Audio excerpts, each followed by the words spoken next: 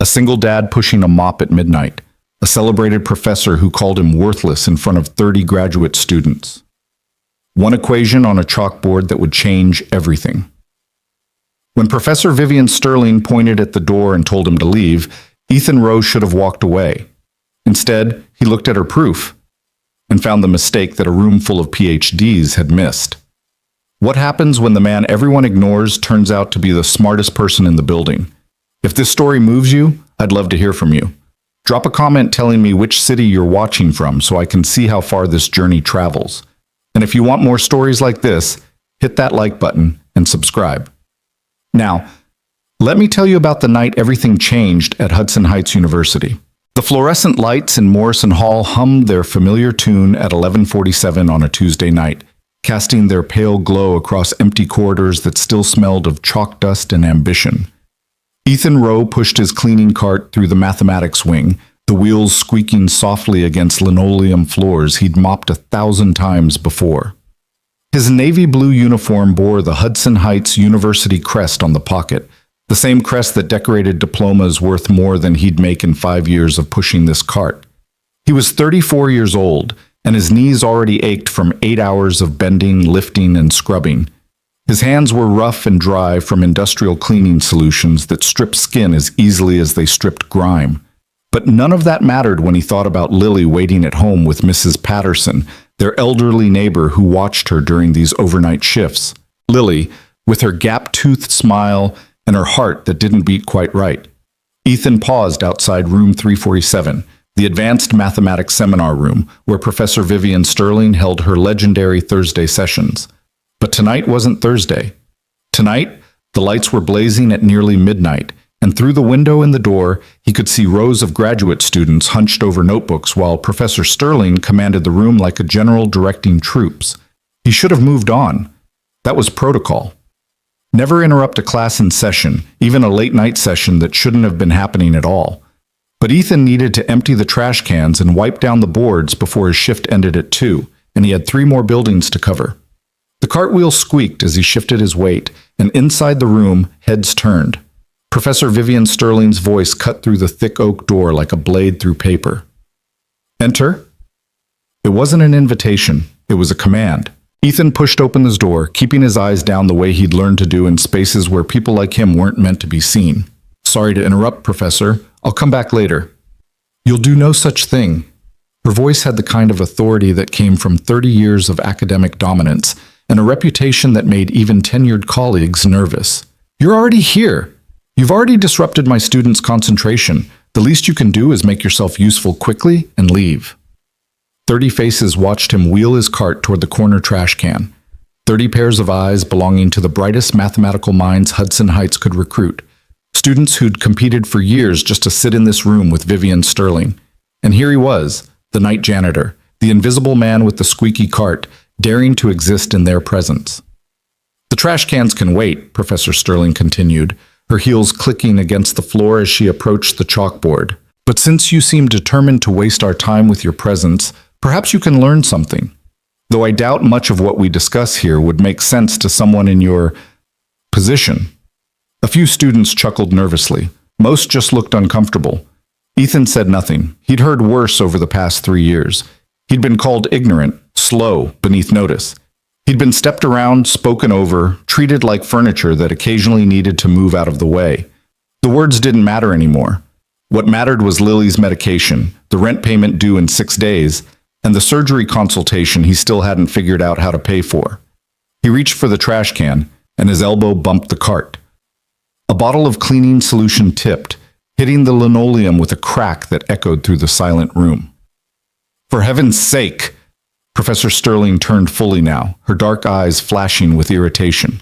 Do you know what we're doing here? Do you have any concept of the work being conducted in this room? I'm sorry, ma'am. I'll be more careful. Ma'am. She said it like the word tasted sour. I am Professor Sterling, Dr. Sterling, if you must address me at all. This is a graduate seminar on advanced number theory, a field that has challenged the greatest minds in human history. And you've just interrupted a critical moment in our discussion because you couldn't wait until we were finished to empty the garbage. The silence stretched tight as a wire. I apologize, Professor Sterling. Ethan kept his voice level, the way he kept it level when bill collectors called, when doctors delivered bad news, when the world reminded him that he was nobody special. "I'll come back later." "No." She held up a hand, her silver rings catching the fluorescent light. "No, I think there's a lesson here for my students. A lesson about interruption, about the cost of distraction, about the difference between those who contribute to human knowledge and those who—" She gestured at his cart, at his uniform, at everything he represented. "Clean up after them." Marcus Chen, a third-year doctoral candidate who always nodded politely at Ethan in the hallways, shifted uncomfortably in his seat. "Professor, maybe we should—" "Quiet, Marcus." She didn't raise her voice. She didn't need to. "I'm making a point about the pursuit of excellence and how easily it can be derailed by those who don't understand its value." Ethan's hands tightened on the cart handle. 3 years. 3 years of these halls, these late nights, these small humiliations. He'd endured them because Lily needed insurance, because the university's employee healthcare plan covered cardiac conditions, because sometimes survival meant swallowing your pride until it dissolved in your stomach like acid. But tonight, something in him cracked. Maybe it was exhaustion. He'd averaged 4 hours of sleep for the past 2 weeks while Lily's breathing got worse. Maybe it was the conversation he'd had with her cardiologist last Tuesday, the one where the doctor had used words like progressive and surgical intervention and timeline we can't ignore. Maybe it was looking at Professor Sterling's perfect posture, her tailored blazer, her absolute certainty that she was better than him in every way that mattered. Whatever it was, his eyes drifted to the chalkboard behind her. The proof sprawled across 3 panels in her precise handwriting, a complex argument about prime distributions that her students had apparently been discussing all evening. Ethan's gaze traced the logic like a hand running over familiar fabric. The axioms at the top, the lemmas building in the middle, the conclusion she was driving toward at the bottom. His eyes stopped on line 17. "There's a mistake," he said quietly. The words came out before he could stop them, barely louder than a whisper, meant for himself more than anyone else. But in the charged silence of that room, even a whisper carried. Professor Sterling's head snapped toward him. "Excuse me?" Every student in the room went rigid. Marcus Chen's pen stopped mid-note. A woman in the front row, Ethan thought her name was Jennifer, actually gasped. "I'm sorry, I didn't mean—" Ethan started. "No." Professor Sterling's voice had gone very soft, which was somehow worse than when she was shouting. "No, please, you said there's a mistake. In my proof. The proof I've been developing for 18 months. The proof that 3 peer reviewers have already vetted." She stepped toward him, her heels marking each word like punctuation. "Tell me, what mistake did you find?"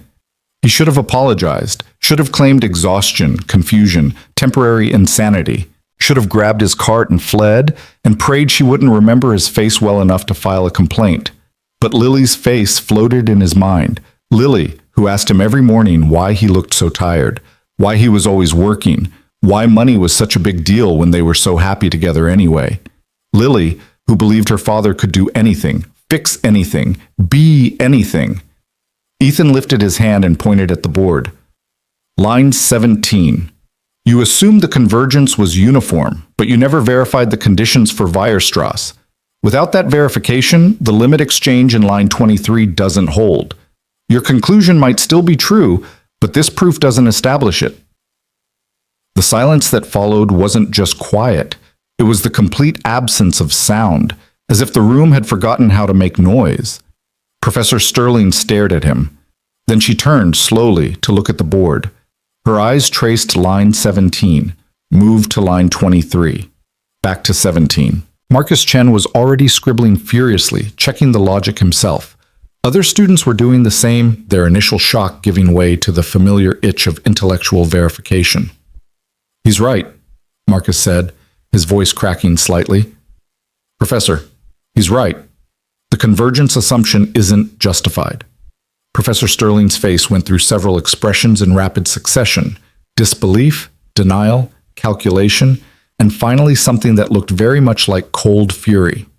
Who are you? She demanded. I'm the night janitor, ma'am. Professor. Ethan gripped his cart like a lifeline. I'm sorry for interrupting your class. I'll go now. You will not go. Her words cracked like ice. You will explain to me how a man who empties trash cans for a living presumes to correct a proof that has been reviewed by some of the finest mathematical minds in the country. I saw it. Ethan's voice was barely audible. I saw the gap. I didn't mean to say anything. It just came out. Just came out. She repeated the words like an accusation. Mathematical insight at this level doesn't just come out of someone who mops floors, Mr. Rowe. Ethan Rowe. Mr. Rowe. She pronounced his name like it was a species of insect she had discovered in her coffee. I don't know what game you're playing or who put you up to this, but I won't be made a fool of in my own classroom. No one put me up to anything. Something in Ethan's spine straightened despite himself. And with respect, Professor, the only thing making you look foolish right now is your refusal to acknowledge an error. The proof has a gap. That's not a personal attack. That's mathematics. Another gasp from the front row. Marcus Chen looked like he was watching a car crash in slow motion. Professor Sterling's eyes narrowed to slits. Get out. Ma'am. Professor. Professor, I apologize for the disruption. I'll finish my rounds elsewhere. See that you do. Her voice could have frozen fire. And Mr. Rowe? I don't forget faces or names. Remember that. Ethan wheeled his cart out of room 347, the door swinging shut behind him with a sound like a verdict being delivered. His hands were shaking. His heart was pounding so hard he could feel it in his temples. What had he done? He made it to the end of the corridor before his legs gave out. He slumped against the wall, knees drawn to his chest, and tried to remember how to breathe. The fluorescent lights buzzed overhead, indifferent to his crisis, indifferent to everything. 3 years of staying invisible. 3 years of being exactly what everyone expected him to be. And in 30 seconds of weakness, he'd blown it all apart. His phone buzzed in his pocket. A text from Mrs. Patterson. Lily asked for you before she fell asleep. Sweet dreams, she said. Tell Daddy I love him. Ethan closed his eyes and pressed the phone against his forehead like a talisman. This wasn't about him anymore. It hadn't been for 8 years, not since the moment a tiny, screaming, perfect human being had been placed in his arms, and he'd understood, with absolute clarity, that nothing else would ever matter as much. He hauled himself upright, gripped his cart, and kept moving. There were still 3 more buildings to clean. Us. By the time dawn broke over Hudson Heights, the story had already started spreading. Dr. Angela Morrison, who ran the undergraduate tutoring center, heard it from Marcus Chen when he stumbled into her office at 7 in the morning looking like he hadn't slept. James Fitzgerald, the head of custodial services, got a furious email from Professor Sterling demanding better vetting of cleaning staff with delusions of competence. By lunch, the campus coffee shop was buzzing with versions of the tale that ranged from reasonably accurate to wildly embellished. A janitor, a night janitor with a mop and a squeaky cart, had corrected Vivian Sterling. The Vivian Sterling, winner of the Morrison Prize for Algebraic Theory, author of 6 textbooks that were required reading in graduate programs worldwide, the woman whose recommendation letters could make or break academic careers. The janitor had told her she was wrong, and he had been right. Ethan knew none of this when he picked up Lily from school that afternoon. He'd slept 4 fitful hours after his shift, plagued by dreams of chalkboards and hostile eyes, and had woken to the specific kind of headache that came from stress and regret. His only focus now was getting through the day without falling apart. Daddy! Lily launched herself at him the moment she cleared the school doors, her backpack bouncing against her small frame. We learned about fractions today. Did you know if you have 1 pizza and you cut it into 4 pieces, each piece is called a quarter? Like quarters for the washing machine. I did know that.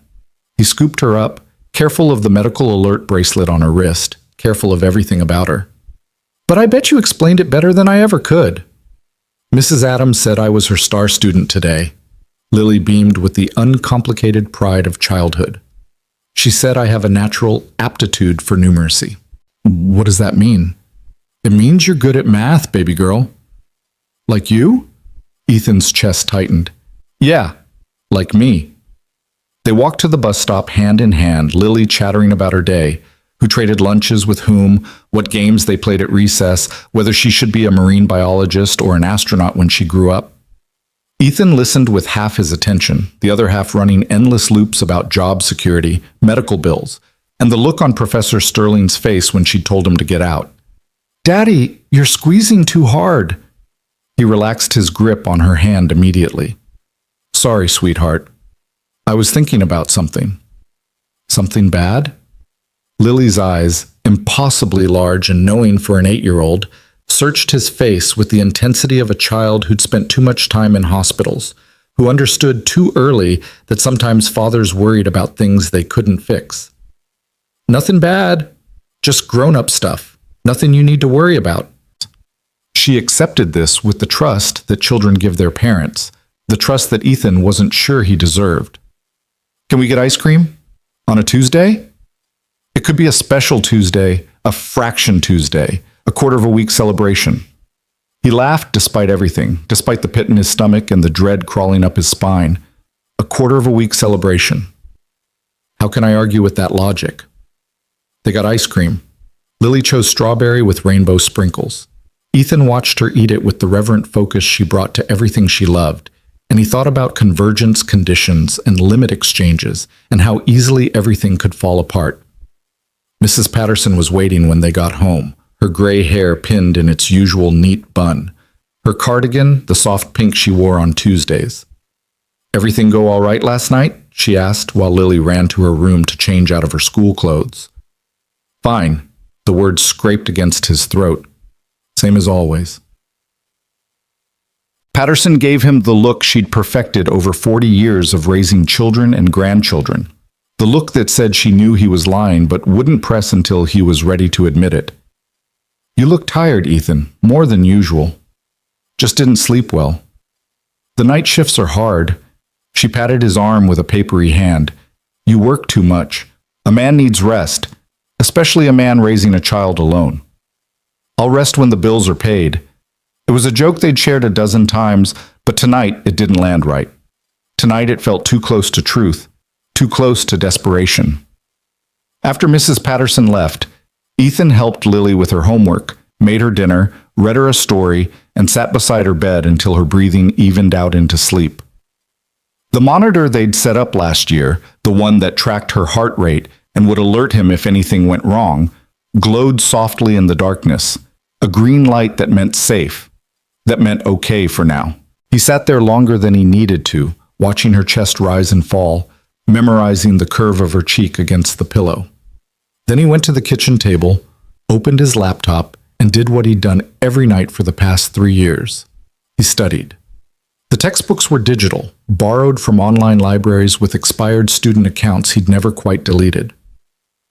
The problems came from graduate-level courses at universities whose halls he'd never walk as anything but a janitor.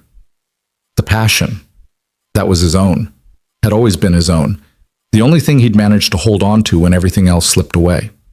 Tonight, he pulled up Professor Sterling's proof, not out of pride, not out of vindictiveness, out of the simple, compulsive need to understand that had driven him since childhood, that had pushed him through a PhD program that should have led somewhere, that still flickered even when the rest of his ambitions had burned to ash. The gap at line 17 was real. He hadn't imagined it. But the question that nagged at him was whether the conclusion itself was sound, whether there was another path to the same destination that Professor Sterling had simply failed to see. He worked until 2 in the morning, filling page after page of a legal pad with calculations, following threads that branched and reconnected and sometimes led nowhere at all. The mathematics consumed him the way it always had, the way it had back when his future seemed limitless, and the only problems he faced were the elegant ones that lived on paper. By the time exhaustion finally claimed him, he'd found something, not a complete proof, not yet, but an approach, a different route through the same territory, one that avoided the convergence trap entirely by reformulating the underlying assumptions. It was elegant, it was clean, and it might actually work. He fell asleep at the kitchen table, his head pillowed on equations, and dreamed of chalkboards stretching to infinity. Easy. The summons came Thursday morning. Ethan was mopping the third floor of the administrative building when James Fitzgerald found him, the custodial supervisor's face set in the grim lines of a man about to deliver bad news. "You need to come with me, Ro." "What's this about?" "Just come with me." They walked in silence to an office Ethan had never entered, a small conference room with a table and 3 chairs and a window overlooking the campus quad. James gestured for him to sit, then took the chair across from him. "I got a complaint," James said without preamble. "From Professor Sterling. She says you were disruptive during her seminar Tuesday night, that you made inappropriate comments about her academic work. I found an error in her proof." James's eyebrows climbed toward his receding hairline. "You what?" "I found an error. She asked—" Ethan stopped, correcting himself. "She demanded I explain myself, and I told her what I saw. The convergence assumption at line 17 wasn't justified. The proof had a gap." "Ethan," James leaned forward, his voice dropping. "Do you have any idea who Vivian Sterling is?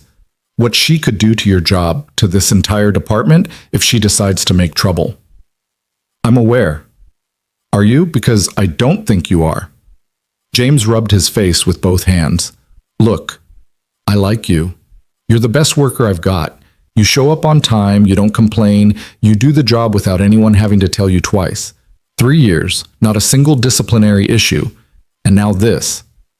I didn't go looking for trouble." "Trouble doesn't care whether you go looking for it." James sighed heavily. "Here's what's going to happen. I'm putting a letter in your file, written warning. You keep your head down, you stay away from the math building when Professor Sterling's classes are in session, and we pretend this never happened. Can you do that?" Ethan thought about the legal pad on his kitchen table, about the approach he'd found, the path through Sterling's problem that might actually lead somewhere, about all the things he could say that would make this worse. "Yes," he said. "I can do that." "Good." James's shoulders relaxed slightly.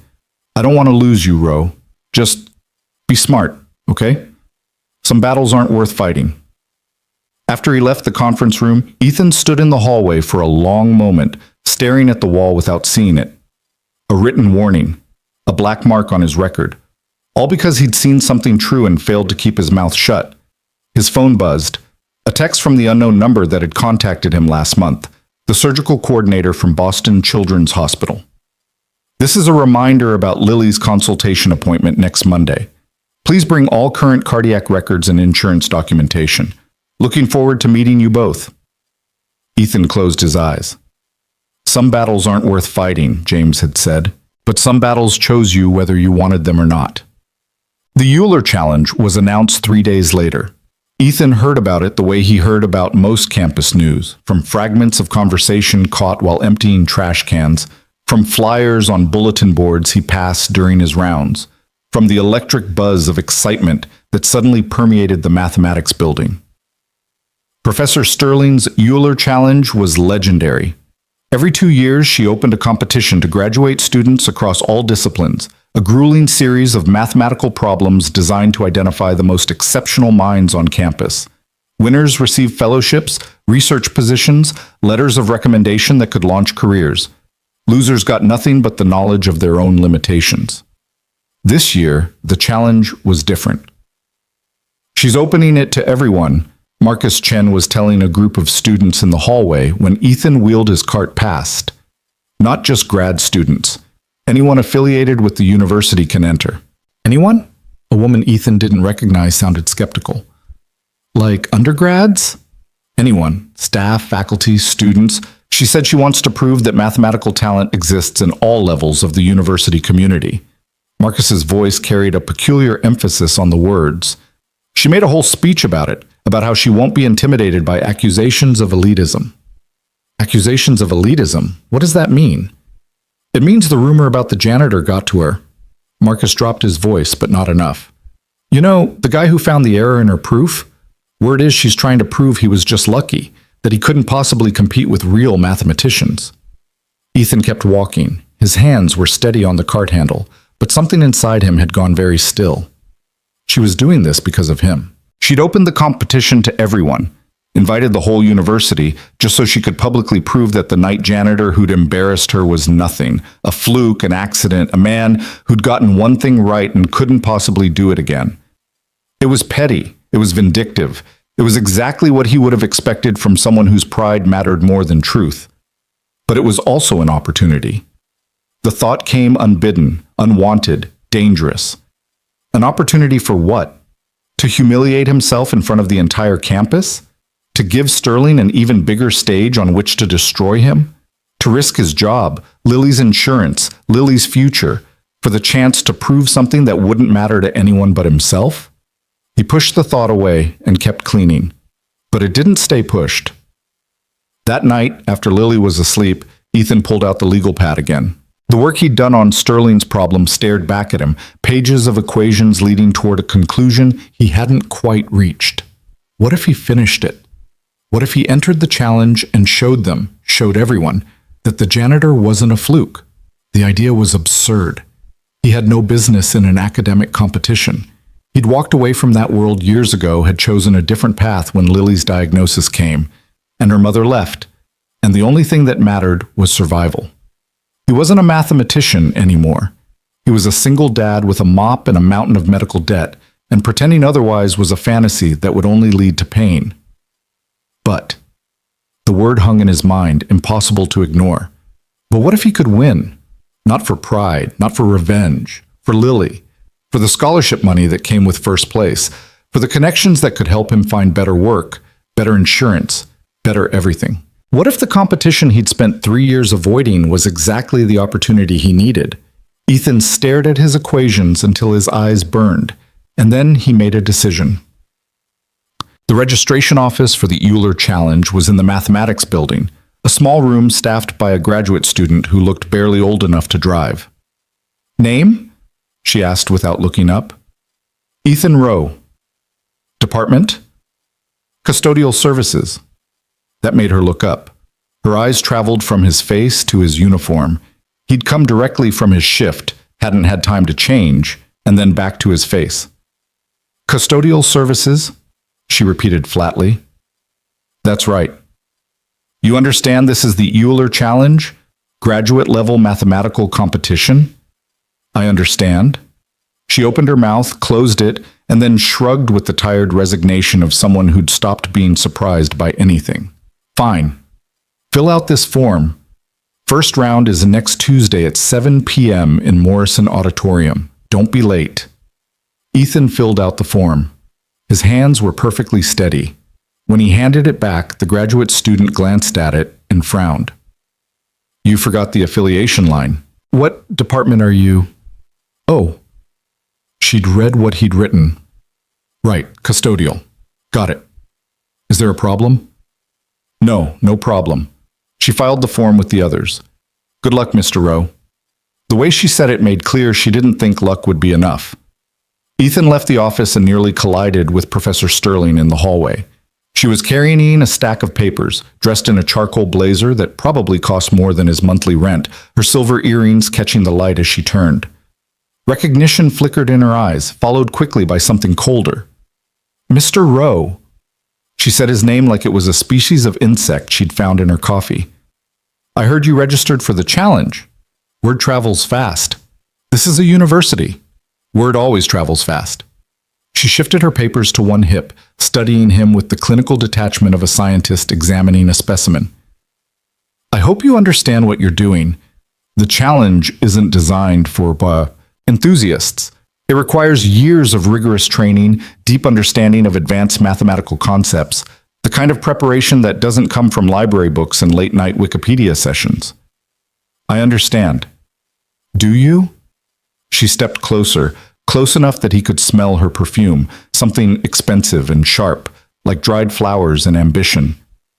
"Because from where I stand, it looks like a man who got lucky once is about to publicly humiliate himself in front of the entire academic community. And I want you to know that I won't protect you from that humiliation. I won't soften the problems. I won't show you mercy because you're staff. You'll face exactly what everyone else faces, and when you fail, and you will fail, Mr. Rowe, you'll have no one to blame but yourself. I appreciate the warning. It's not a warning. Her smile didn't reach her eyes. It's a promise. She walked away, heels clicking against the floor like a countdown to disaster. Ethan watched her go, and the strangest feeling settled in his chest. Not fear. He'd felt enough fear in his life to recognize when it was absent. Not anger, though that would have been justified. Something else. Something that felt almost like peace. She thought she knew him. She thought he was a curiosity, a lucky accident, a man reaching far beyond his station who would collapse under the weight of his own ambition. She had no idea who she was dealing with. The first round of the Euler Challenge drew a crowd that surprised everyone except Professor Sterling, who had clearly anticipated the spectacle. Morrison Auditorium could seat 400. By 7 o'clock, every seat was filled, with another 100 people standing along the walls and crowding the doorways. Word had spread about the janitor who'd registered, and the university had shown up to watch him crash and burn. Ethan arrived 5 minutes early, still in his uniform. He'd tried to change, but Lily's bedtime routine had run long. She'd had trouble sleeping lately, her little heart working harder than it should, and by the time Mrs. Patterson arrived, there was no time for anything but the drive across campus. He found a seat in the competitors section, surrounded by graduate students who regarded him with expressions ranging from curiosity to contempt. Marcus Chen was there, and he offered Ethan a small nod that might have been encouragement or might have been pity. Professor Sterling took the stage at exactly 7 o'clock. "Welcome to the 54th Annual Euler Challenge," she said, her voice carrying effortlessly to the back of the auditorium. "As you know, this year's competition has been open to the entire university community. All staff, faculty, and students are eligible to participate. I believe deeply in the democratic nature of mathematical talent. The genius can emerge from anywhere, regardless of background or occupation." Her eyes found Ethan's in the crowd. She smiled. "Tonight's first round will test baseline competency. Nothing too advanced. Simply a way to separate those who belong in this competition from those who—" She paused delicately. "Don't. You will have 90 minutes to complete 20 problems. The top 50 scores will advance to round 2. She gestured, and proctors began distributing exam packets. The rustle of paper filled the auditorium like wind through autumn leaves. Ethan opened his packet and felt the world fall away. The problems were hard. Harder than baseline competency had any right to be. Sterling had clearly designed them to weed out anyone who didn't have years of graduate-level training. Anyone like him who'd learned from textbooks and stolen hours and half-remembered lectures from another life. But hard wasn't impossible. Hard was just a matter of time and focus and refusing to give up. He started with problem 1 and worked methodically forward, his pencil scratching against the paper in the rhythm he'd perfected during countless late nights at the kitchen table. Around him, other competitors struggled and sighed and occasionally groaned in frustration. Ethan heard none of it. He was somewhere else now. Somewhere clean and pure and endlessly logical, a landscape of symbols and relationships where the only thing that mattered was truth. 90 minutes later, Professor Sterling called time. Ethan had finished 18 problems. 2 remained undone at the end, not because he couldn't solve them, but because he'd run out of time. Still, 18 out of 20 was solid. Maybe not enough to win, but enough to advance. As the proctors collected the exams, Sterling returned to the stage. "Results will be posted tomorrow morning. Those who advance will receive instructions for round 2. Her gaze swept the room, paused again on Ethan. "I look forward to seeing which of you possess genuine mathematical talent, and which of you were simply pretending." The audience began to disperse. Ethan rose from his seat, already thinking about the drive home, about checking on Lily, about whether he'd done enough to survive another day. A hand caught his arm. "Hey!" Marcus Chen stood beside him, looking almost nervous. "I just wanted to say, what you did in that seminar last week, finding that error, that was impressive, really impressive. Thanks. I mean it." Marcus glanced around, lowered his voice. "A lot of us have been too afraid to question her. She can be vindictive, but you just walked in and said what no one else would say. That took guts." "It took stupidity," Ethan corrected. "I should have kept my mouth shut." "Maybe, but you didn't." Marcus hesitated. "Good luck tomorrow. With the results, I mean. I hope you make it to round 2. "You too."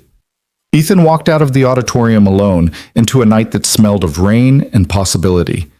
The campus was quiet now, most students gone to their dorms or their late-night study sessions, or wherever students went when they weren't watching janitors try to prove impossible things. His phone buzzed, a text from Mrs. Patterson. "Lily's asleep. She said to tell you she loves you to the moon and back." Ethan smiled despite everything. Tomorrow, the results would be posted. Tomorrow, he would find out if his impossible bet had paid off. But tonight, right now, a little girl was sleeping peacefully in a bed she didn't know he'd skipped meals to afford. And that was enough. That was more than enough. He drove home through empty streets, and somewhere in the back of his mind, numbers danced like stars. The results went up at 9 in the morning. Ethan was emptying trash cans in the student union when his phone started buzzing with messages from numbers he didn't recognize.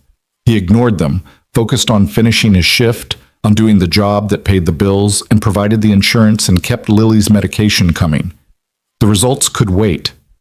Everything could wait except the work in front of him. But the buzzing didn't stop. By 10 o'clock, he'd received 17 text messages and 3 voicemails. By 11, the custodial office called to tell him someone from the mathematics department was looking for him. He found the results board on his lunch break, pushing through a crowd that parted when they saw his uniform. His name was at the top of the list. Not near the top. At the top. First place. Perfect score. A perfect score on a baseline competency test that Professor Vivian Sterling had designed specifically to eliminate people like him. "That's him," someone whispered. "That's the janitor. How is that possible?" Must be some kind of mistake. But it wasn't a mistake. Ethan stared at his name printed in neat black letters next to the number 2020 and felt something shift in his chest. Something that had been buried for years, covered over with survival and sacrifice and the daily grind of getting by. Hope. Dangerous, fragile, terrifying hope. "Mr. Rowe." He turned. Professor Sterling stood behind him, her face carefully neutral, but her eyes burning with something that looked very much like fear. "Congratulations," she said, and the word sounded like it hurt her to speak it. "It seems you've earned yourself a place in round 2. "Thank you." "Don't thank me yet." Her voice dropped, low enough that only he could hear. "The first round was trivial, child's play. What comes next will break you. I promise you that." She walked away before he could respond, leaving him alone with his name at the top of a list that shouldn't have been possible. Around him, the whispers continued. The janitor. The night janitor with the mop and the uniform. First place. Ethan looked at his name one more time, committing the moment to memory. Then he went back to work. There were still floors to mop, trash cans to empty, a shift to finish, a daughter to pick up from school, a life to live. But somewhere in the back of his mind, a clock had started ticking. Round 2 was coming, and this time he would be ready. The news spread across Hudson Heights like wildfire through dry brush. And by the time Ethan clocked out of his shift that afternoon, the entire campus seemed to know his name. He heard it whispered in corridors he'd mopped 1,000 times. He saw it in the startled double takes from professors who'd walked past him for years without a second glance. He felt it in the strange new weight of attention that followed him everywhere, pressing against his shoulders like hands trying to hold him in place. The janitor who'd beaten them all. The single dad with the mop who'd scored perfect on a test designed to break him. Ethan kept his head down and focused on the only things that mattered. Picking up Lily from school, making sure she took her afternoon medication, getting her fed and bathed and tucked into bed before Mrs. Patterson arrived for the night shift handoff. The routine was his anchor, the steady rhythm that had kept him sane through 3 years of invisible work and mounting bills, and the slow, terrible fear that came with watching his daughter's heart struggle to do what hearts were supposed to do without effort. "Daddy, why do people keep looking at you?" Lily asked the question over dinner, her small face scrunched in concentration as she tried to cut her chicken into pieces that were exactly the same size.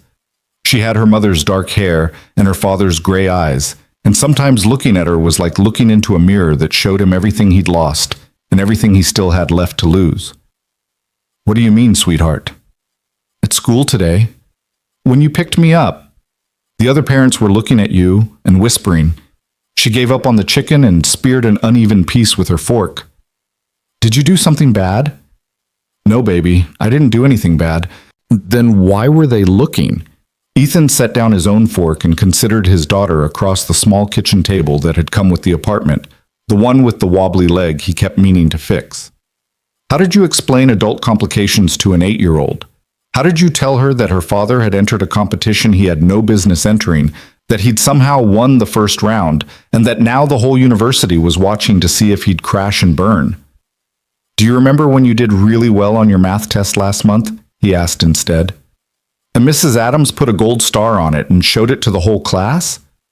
Lily nodded, a smile breaking across her face at the memory. She said I was the only one who got all the bonus questions right. Well, Daddy took a kind of test too. A math test like yours, but harder. And I did really well on it, so now people are surprised. Why would they be surprised? You're the smartest person I know. The simple faith in her voice hit him like a physical blow. She said it like it was obvious, like it was the most natural thing in the world, like she couldn't imagine anyone thinking otherwise. Not everyone knows that, Lily. Most people just see my uniform. They see the mop and the cleaning cart, and they think that's all I am. But that's silly. Her brow furrowed with the fierce logic of childhood. You help me with my homework every night. You explain things better than my teacher. You know everything about numbers and patterns and all the cool stuff. I know, but sometimes people make assumptions about other people based on what they look like or what job they have. It's not fair, but it happens. So now they know you're smart? I guess they're starting to figure it out. Lily considered this for a moment, then shrugged with the easy acceptance of a child who hadn't yet learned to doubt. Good. You should show them. You should show everyone. After dinner, while Lily worked on her spelling words at the kitchen table, Ethan stood at the sink washing dishes and thinking about what she'd said. You should show them. You should show everyone. Such simple advice delivered with the certainty that only an 8-year-old could muster. But showing them meant continuing. It meant entering round 2, facing whatever Professor Sterling had designed to destroy him, putting himself in the spotlight that he'd spent 3 years carefully avoiding. It meant risking his job, his reputation, the fragile stability he'd built brick by painful brick. And for what? Pride? Vindication? The satisfaction of proving that Vivian Sterling was wrong about him? His phone buzzed on the counter. A text from an unknown number. Mr. Rowe. This is Dr. Angela Morrison from the Undergraduate Tutoring Center. I heard about your performance in the Euler Challenge and would love to meet with you. Are you available for coffee tomorrow morning? My treat. Ethan stared at the message for a long moment, then typed a careful reply. I work nights and sleep mornings. Afternoon would be better if that works for you. The response came almost immediately. 3 p.m. at the faculty lounge in Morrison Hall. I'll clear you with security. He confirmed the meeting, dried his hands, and went to help Lily with a particularly tricky spelling word. Tomorrow, he would find out what Dr. Morrison wanted. Tonight, the only thing that mattered was making sure his daughter got to bed on time with a story and a kiss and the reassurance that everything was going to be okay, even if he wasn't sure he believed it himself. The faculty lounge in Morrison Hall was nothing like Ethan had imagined. He'd pictured something stuffy and formal, all leather chairs and portraits of distinguished academics, but instead he found a comfortable room with mismatched furniture, a coffee machine that looked like it had survived several decades, and windows overlooking the campus quad where students were enjoying an unseasonably warm afternoon.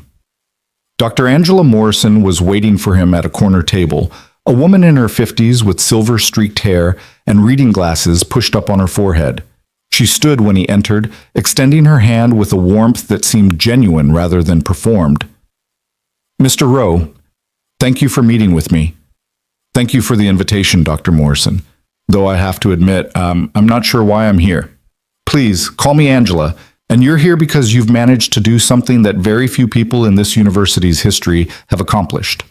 She gestured for him to sit, then poured him a cup of coffee without asking if he wanted one. You've made Vivian Sterling nervous. Ethan accepted the coffee, wrapping his hands around the warm mug. I'm not trying to make anyone nervous. I saw an error in her proof, and then I entered the competition because... He paused, unsure how to finish the sentence. Because she dared you to, Angela supplied. Because she opened the challenge to everyone specifically so she could prove that you were a fluke. And instead of backing down, you showed up and scored perfect on a test that usually eliminates half the graduate students who attempt it. Is that what people think? That I'm trying to prove something? That's what Vivian thinks. What I think is more complicated. Angela leaned back in her chair, studying him with eyes that seemed to see more than he was comfortable with. I've been at this university for 23 years, Mr. Rowe. I've seen a lot of talented people come through these halls. I know what genius looks like when it's hiding. The word landed between them like a stone dropped in still water. I'm not a genius, Ethan said carefully. I'm just a guy who's good at math. You're a guy who found an error that 3 peer reviewers missed. You're a guy who just outperformed every graduate student in one of the most competitive math departments in the country. You're a guy who, according to my research, was 18 months away from completing a PhD at MIT before you suddenly dropped out and disappeared. Angela's voice softened. What happened, Ethan? Why did you walk away? The question hung in the air, weighted with everything he didn't want to remember. The hospital calls in the middle of the night. The diagnosis delivered in a room that smelled like antiseptic and fear. Sarah packing her bags, saying she wasn't equipped for this, saying she was sorry, but she just couldn't do it. Couldn't watch their daughter struggle, couldn't handle the bills and the uncertainty and the slow erosion of all her plans. The choice he'd made without hesitation, his daughter or his dreams. No contest at all. My daughter got sick, he heard himself say. Her mother left, and doctoral programs don't pay enough to cover a cardiac condition in a 3-year-old. The words came out flat, stripped of the emotion that still lived beneath them. So I dropped out. Got a job that offered health insurance, moved somewhere cheaper, and I've been getting by ever since. Angela was quiet for a long moment. When she spoke again, her voice was gentle. Getting by isn't living, Ethan, and hiding a mind like yours behind a mop isn't humility, it's waste. It's survival. There's a difference. Is there? She leaned forward. I'm not trying to pressure you. I'm not trying to tell you what to do with your life. But I want you to know that what you've done, what you're doing, it matters. It matters to the students who've been told they don't belong in advanced mathematics because they didn't go to the right schools or know the right people. It matters to the staff members who've been treated like furniture for years and are suddenly watching one of their own stand up and refuse to be invisible. I didn't ask to be anyone's symbol. No, but sometimes the world chooses you whether you ask or not. Angela reached into her bag and pulled out a folder, sliding it across the table. I did some digging. Before you dropped out of MIT, you were working on some remarkable research, prime distribution patterns, if I'm not mistaken. Your advisor called you one of the most promising students he'd ever worked with. Ethan didn't touch the folder. That was a long time ago. 8 years isn't that long, and from what I saw on that baseline test, you haven't lost a step. She tapped the folder. Round 2 of the challenge is in 5 days. It's going to be harder. Vivian is going to design problems specifically to trip you up, to expose gaps in your knowledge, to prove that your first round success was a fluke. But if you can get through it, if you can make it to the finals, what happens in the finals? Public competition, live, in front of the entire university. 2 competitors, head-to-head, solving problems on stage. Angela's expression was serious. The winner receives a fellowship research funding, and this year, the full attention of Evelyn Cross. The name meant nothing to Ethan. Who's Evelyn Cross? Billionaire philanthropist, major donor to the university. She's been looking for talent to support through her foundation, people with exceptional ability who've been overlooked by traditional academic pathways. Angela paused meaningfully. She's particularly interested in candidates with compelling personal stories, single parents, career changers, people who've had to fight for every opportunity they've received. Ethan felt something shift in his chest. You're saying if I win, I'm saying Evelyn Cross could change your life, your daughter's life, but only if you're willing to keep fighting. He looked at the folder on the table, at the future it represented, at all the possibilities he'd told himself he'd given up forever when he traded equations for a mop. I need to think about it, he said. Of course, take all the time you need. Angela stood, gathering her things. But, Ethan, for what it's worth, I think you should keep going, not because of what you could win, but because of who you already are. The The world needs to see people like you succeed. It needs to see that talent doesn't care about job titles or tax brackets or what kind of uniform you wear to work. She left him alone in the faculty lounge with a cup of cold coffee and a folder full of his own forgotten history. Ethan sat there for a long time, watching students walk across the quad below, living lives that seemed impossibly simple compared to his own. Then he opened the folder and started reading about the person he used to be. The night shift that followed was one of the hardest Ethan had worked in months. His body moved through the familiar motions of cleaning, but his mind was somewhere else entirely, lost in calculations and possibilities and the terrifying weight of hope. He was mopping the third floor of the science building when he heard footsteps behind him, slow, deliberate footsteps that stopped just within his peripheral vision. "Working late, Mr. Rowe?" He didn't need to turn around to recognize the voice. Professor Sterling stood in the corridor like a statue carved from ice, her arms crossed, her expression unreadable in the harsh fluorescent light. "This is my shift, Professor, same as every night." "Yes, I know." She moved closer, her heels clicking against the floor he'd just cleaned. "I've been thinking about you, Mr. Rowe. About your surprising performance in the first round. Is there something I can help you with?" "You can help me understand." She stopped a few feet away, studying him with the intensity she usually reserved for unsolved equations. "I've looked into your background. MIT doctoral program, dropped out 8 years ago. No publications, no academic activity whatsoever. And yet you walk into my competition and perform like someone who's been training for this their entire life." "Maybe I have been."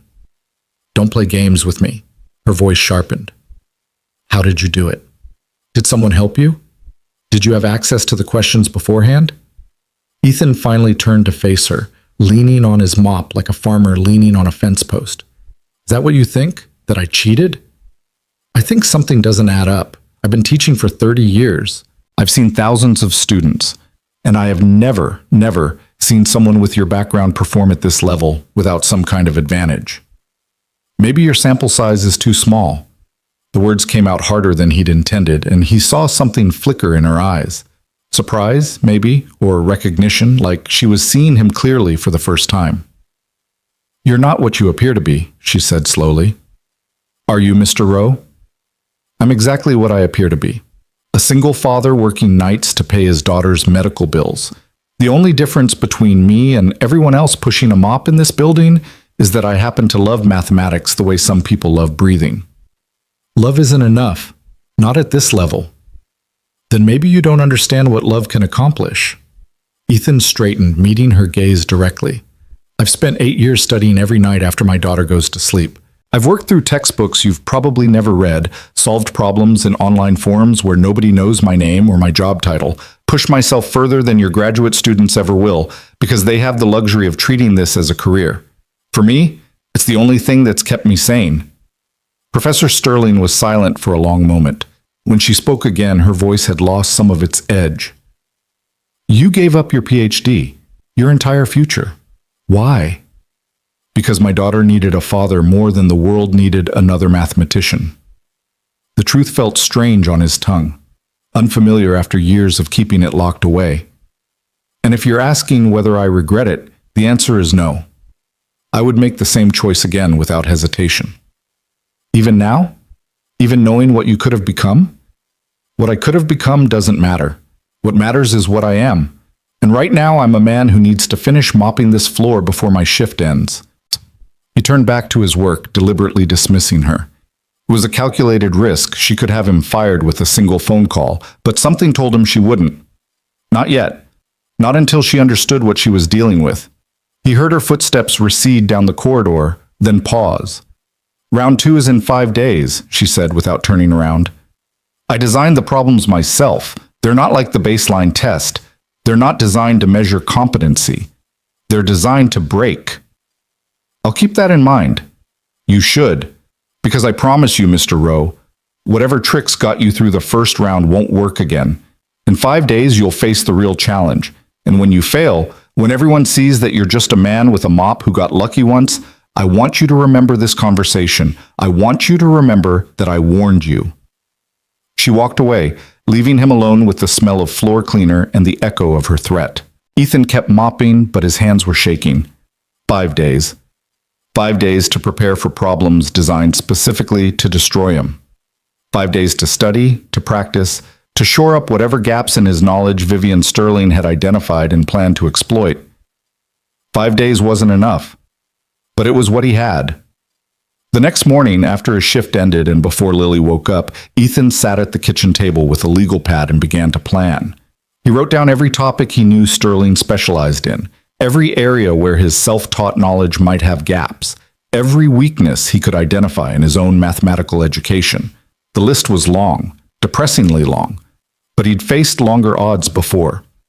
He'd faced a crying infant alone in a hospital room while doctors explained her heart defect. He'd faced eviction notices and collection calls and the slow grinding despair of watching his savings disappear month after month. He'd faced his own reflection in the mirror after Sarah left, wondering how he was supposed to be everything Lily needed when he could barely hold himself together. Compared to all that, a math competition was nothing. He started with topology, a field Sterling was known for, and one where his knowledge was weakest. He pulled up textbooks on his laptop, working through problems until his eyes burned and his coffee went cold in the cup. When Lily woke up, he switched to helping her with breakfast and getting her ready for school, then slept for 4 hours before starting again. The pattern repeated for the next 4 days. Sleep. Study. Care for Lily. Study more.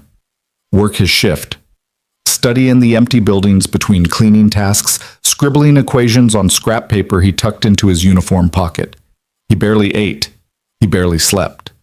But when he closed his eyes, he saw numbers dancing in the darkness, patterns emerging from chaos, solutions unfolding like flowers opening to the sun.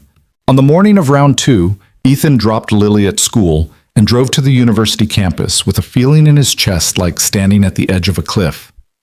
"You look tired, Daddy," Lily had said before she climbed out of the car. "Are you okay?"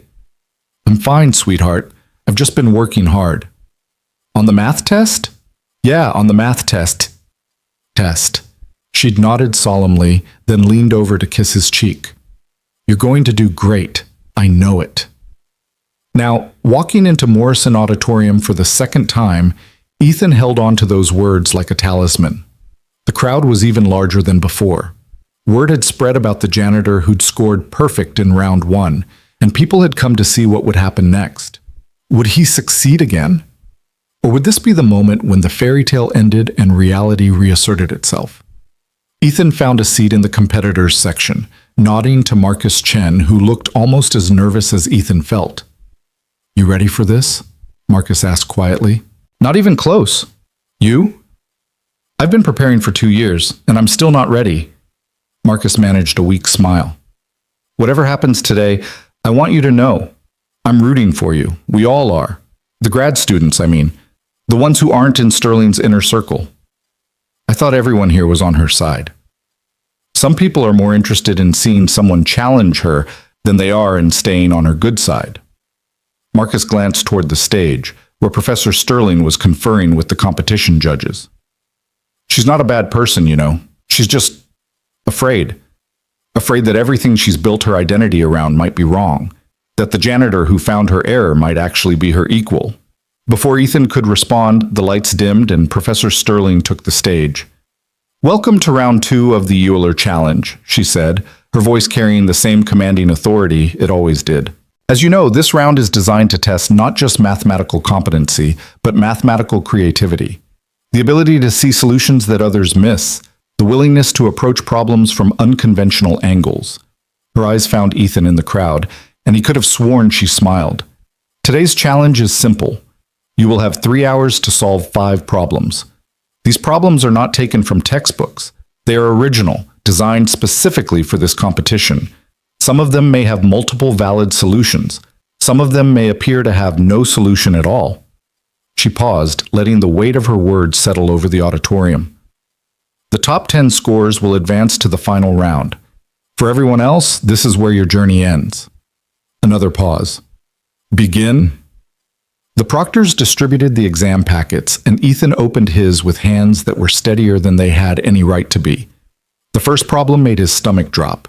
It was topology. Pure advanced topology of the kind Sterling was famous for, the kind he'd spent the past 4 days cramming but still didn't feel fully prepared for. She'd known. She'd designed this specifically to target his weakness, to exploit the gaps in his self-taught education. But as he stared at the problem, something else began to emerge. A connection he hadn't seen at first. A bridge between the topological formulation and a completely different approach, one rooted in algebraic methods he knew intimately. Ethan began to write. The solution that took shape on his paper wasn't the one Sterling expected. It wasn't the elegant topological proof that her graduate students would produce. It was something stranger, a hybrid approach that drew on techniques from multiple fields, weaving them together in ways that probably weren't taught in any textbook. But it worked. Step by step, line by line, the proof assembled itself under his pencil like a building being constructed from disparate materials. He moved to problem 2, then 3, then 4. Each one was designed to break him in a different way. Each one pushed against a different weakness in his knowledge. And each time, Ethan found a way around, a path through, an unconventional solution that achieved the same result through different means. By the time he reached problem 5, 2 hours had passed, and his hand was cramping from writing. Around him, other competitors were struggling, erasing, starting over. He could feel the tension in the room like humidity before a storm. Problem 5 stopped him cold. It was different from the others.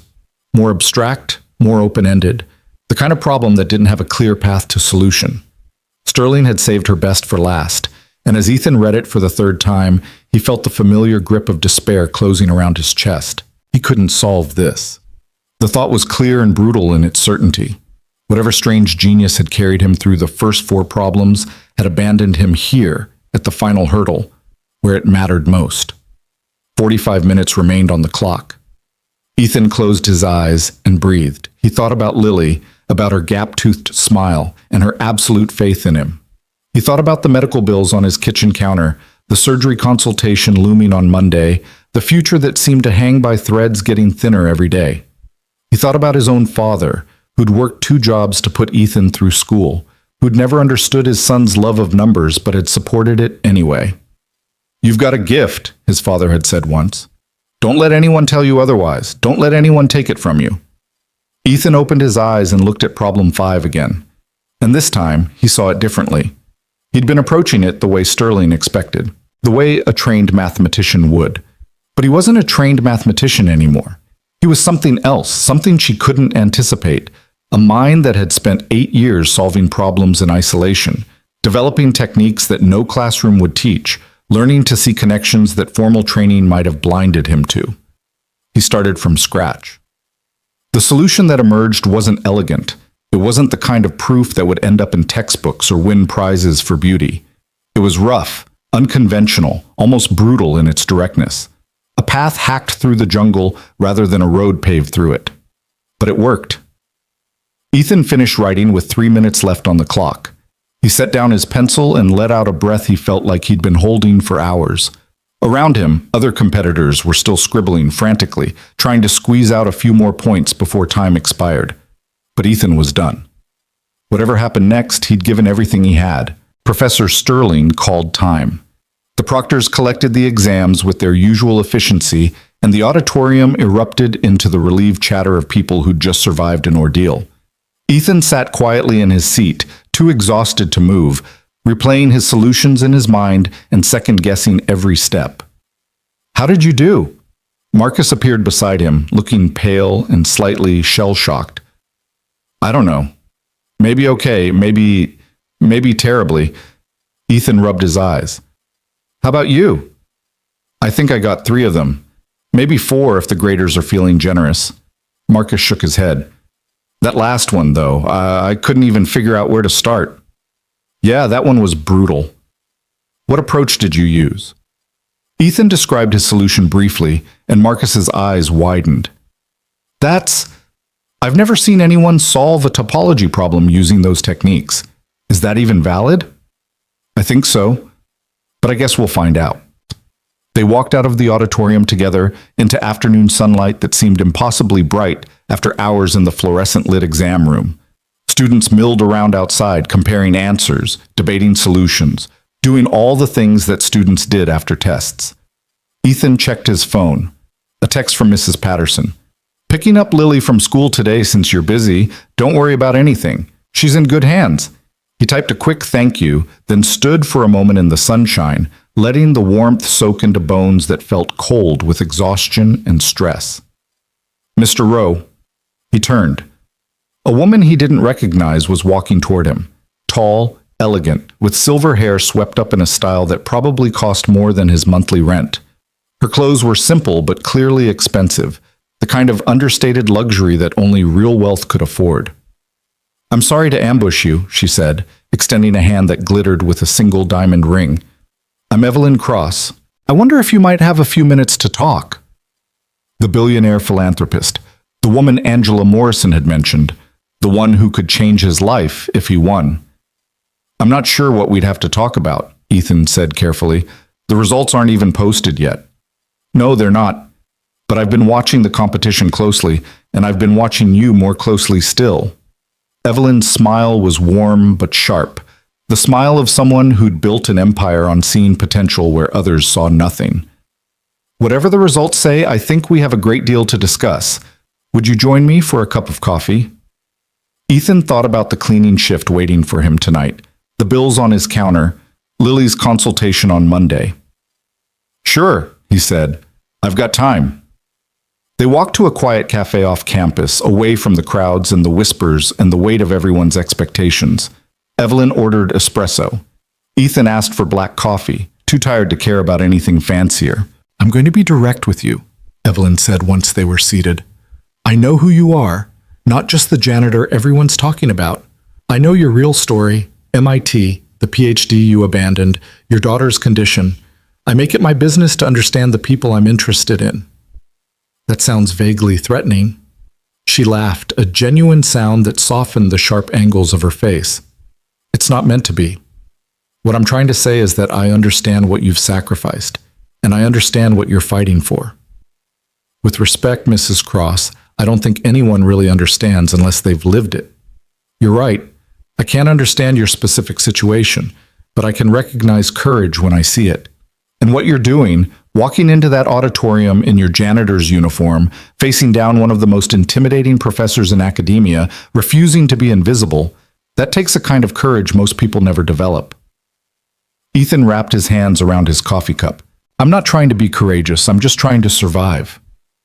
Sometimes those are the same thing. Evelyn leaned forward. I'm not going to offer you anything today. That would be premature. But I want you to know that if you make it to the finals, if you win, there are opportunities available that could change everything for you and your daughter. What kind of opportunities? Fellowships, research positions, medical support for Lily's condition, the kind of resources that would let you stop surviving and start living. She paused. The kind of resources that would let you become what you were always meant to be. The words hung between them, heavy with promise. Why me? Ethan asked. There must be hundreds of talented people who need help. Why focus on a janitor who might not even make it past round 2? Because you're not just talented, Mr. Rowe. You're extraordinary. And because the world needs to see that extraordinary can come from anywhere, even from someone pushing a cleaning cart through midnight corridors. Evelyn's eyes were serious now, all trace of lightness gone. I've spent my entire career fighting against the idea that success is only possible for people who start with advantages. You're living proof that potential doesn't care about job titles or bank accounts. And if you win this competition, you'll be proof that the whole world can see. Ethan said nothing for a long moment, staring into his coffee cup like the answers he needed might be floating in the dark liquid. I need to think about this, he finally said. Of course, take all the time you need. Evelyn stood, leaving money on the table for both their drinks. But Mr. Rowe, whatever you decide, know that someone out there is paying attention, someone who believes in what you're doing. That has to count for something. She left him alone in the cafe with his cold coffee and his racing thoughts. Ethan sat there until the sun began to set, until his phone buzzed with a message from Mrs. Patterson asking when he'd be home, until the weight of everything he was carrying became impossible to ignore any longer. Then he drove home to his daughter, made her dinner, helped her with her homework, and tucked her into bed with a story about a brave knight who faced impossible odds and refused to give up. Is that you, Daddy? Lily asked sleepily as he finished. Are you the brave knight? I don't know, sweetheart. I guess we'll find out. I think you are. Her eyes were closing. I think you're the bravest knight in the whole world. He kissed her forehead and turned off the light, standing in her doorway for a long moment, watching the gentle rise and fall of her breathing, listening to the soft beep of the heart monitor that measured every beat of her fragile, precious heart. Then he went to the kitchen table, pulled out his legal pad, and started preparing for whatever came next. The results were posted 2 days later.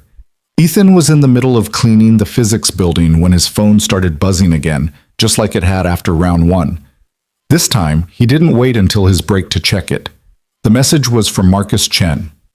You made it. Top 10. You're in the finals. Ethan leaned against the wall, his mop forgotten, his heart pounding in his chest. Top 10. The finals. One more round, one more chance to prove that he was more than what everyone saw when they looked at his uniform. One more battle to fight. His phone buzzed again. This time, it was a university email, official and formal. Dear Mr. Rowe, congratulations on advancing to the final round of the Euler Challenge. You are among the top 10 competitors who will face the culminating stage of this year's competition. Please report to Morrison Auditorium on Saturday at 2:00 p.m. for the public finals. Formal attire is not required but is recommended. Best regards, the Euler Challenge Committee Formal Attire. Ethan almost laughed. The only formal clothes he owned were the ones he'd worn to his father's funeral 5 years ago. A black suit that was probably too tight now. A white shirt that might still be clean if he was lucky. He'd figure it out. He always did. That night, after his shift ended and Lily was asleep, Ethan pulled his father's old suit out of the back of the closet and tried it on. It was tight across the shoulders and slightly short in the sleeves, but it would do. He stood in front of the bathroom mirror, looking at himself, really looking for the first time in years. The man staring back at him was tired. Gray shadows under his eyes, lines around his mouth that hadn't been there before Lily got sick. A posture that spoke of too many nights hunched over cleaning carts and textbooks. But there was something else, too. Something that looked almost like determination. 3 more days, he told his reflection. Just 3 more days. Then he hung up the suit, set his alarm for 6 hours of sleep, and tried not to dream about all the ways this could go wrong. Monday morning brought Lily's surgical consultation, an appointment Ethan had been dreading for weeks. Boston Children's Hospital was a 3-hour drive from campus, and they left before dawn, Lily sleeping in the back seat while Ethan navigated empty highways and tried to keep his mind from spiraling into worst-case scenarios. Dr. Sarah Chen, no relation to Marcus, despite the coincidence of names, was a cardiac specialist with kind eyes and a reputation for working miracles. She examined Lily with gentle efficiency, asked questions about symptoms and medications and daily activities, and then sat down with Ethan in her office to deliver the news. Her condition is progressing, she said directly, not rapidly, but steadily.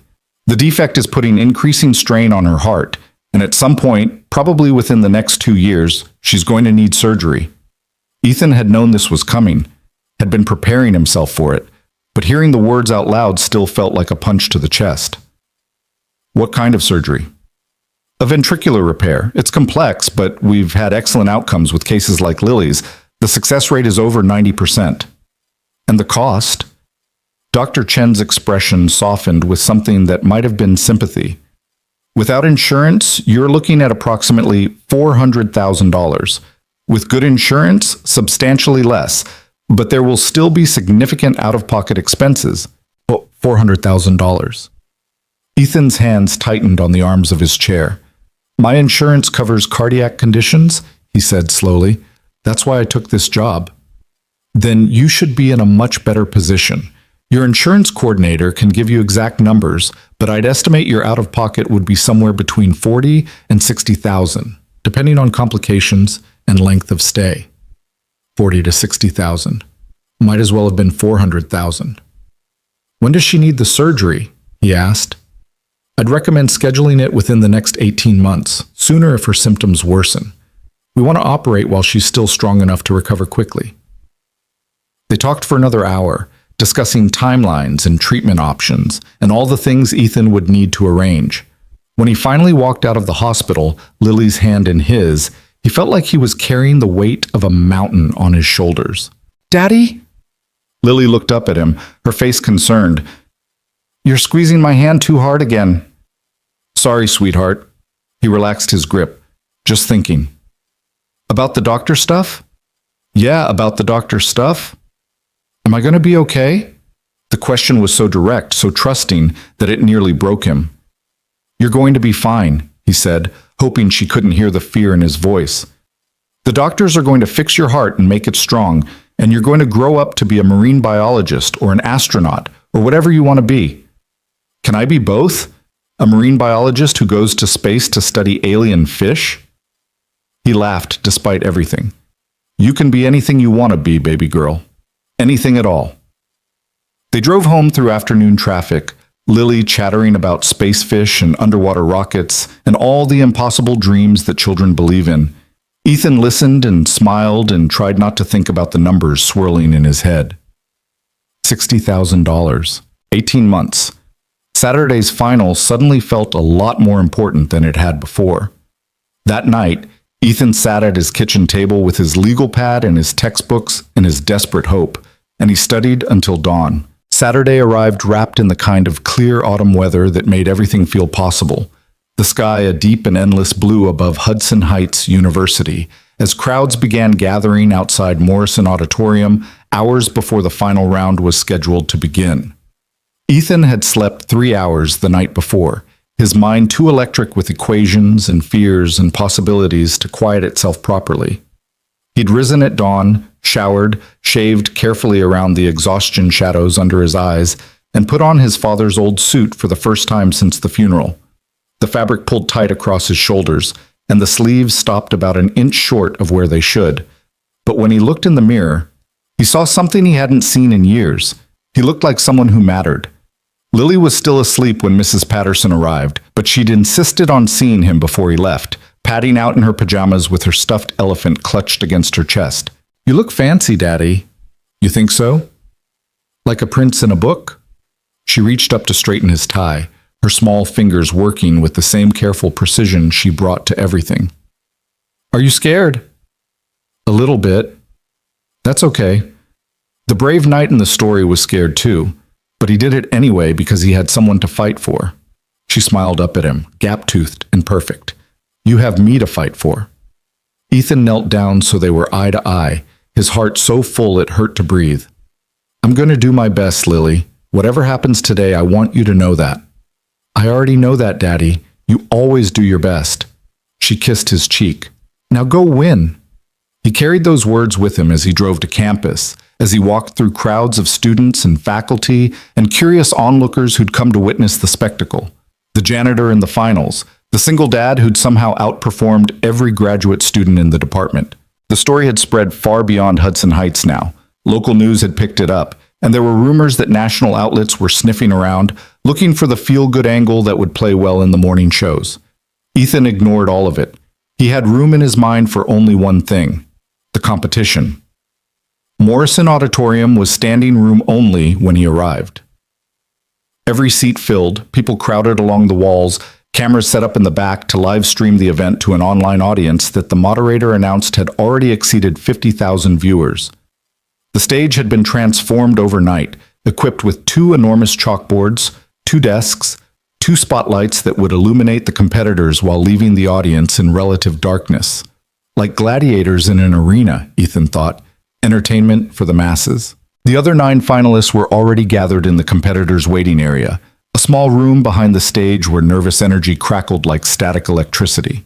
Ethan recognized Marcus Chen, who greeted him with a handshake that was clammy with sweat.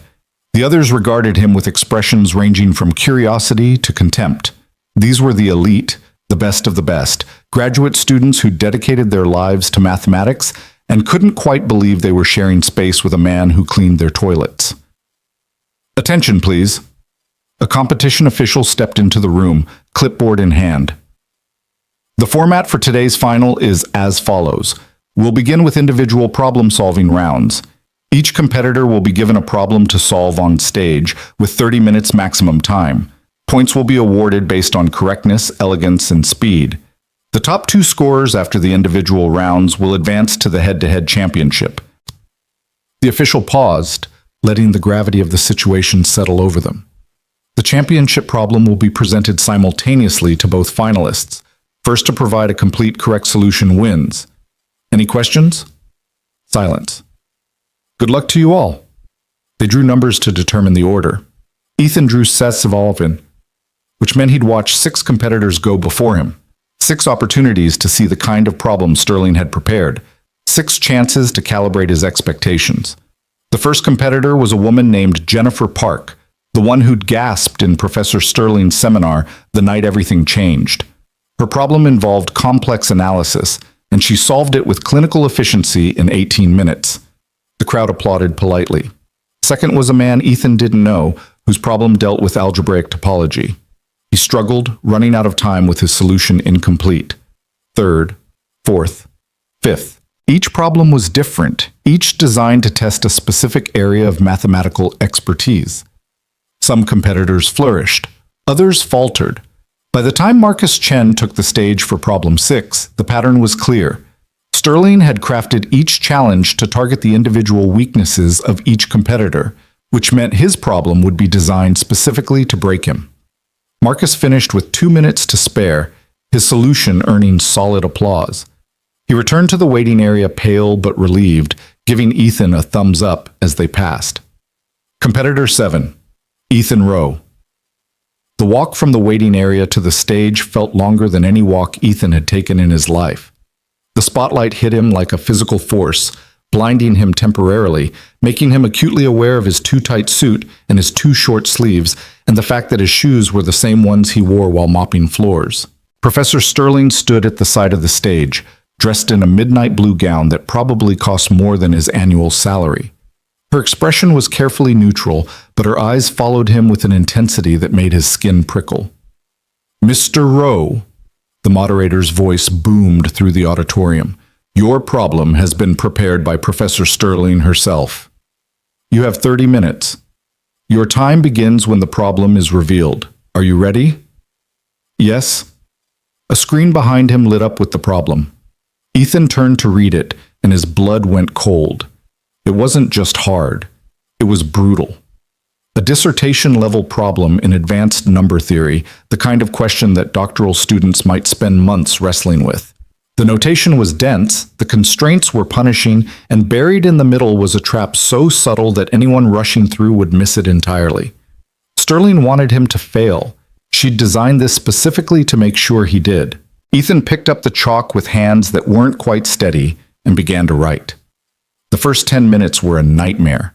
Every approach he tried hit a wall. Every path forward led to contradiction. The problem was a maze with no exit, a puzzle designed by someone who understood exactly how he thought and had built barriers against every technique he might employ. Sweat dripped down his back. The crowd was silent, watching, waiting for the janitor to crumble. 15 minutes gone, half his time, and he had nothing. "Think," he told himself, "think like you used to think. Before the bills and the fear and the endless survival, remember who you were." He closed his eyes and breathed.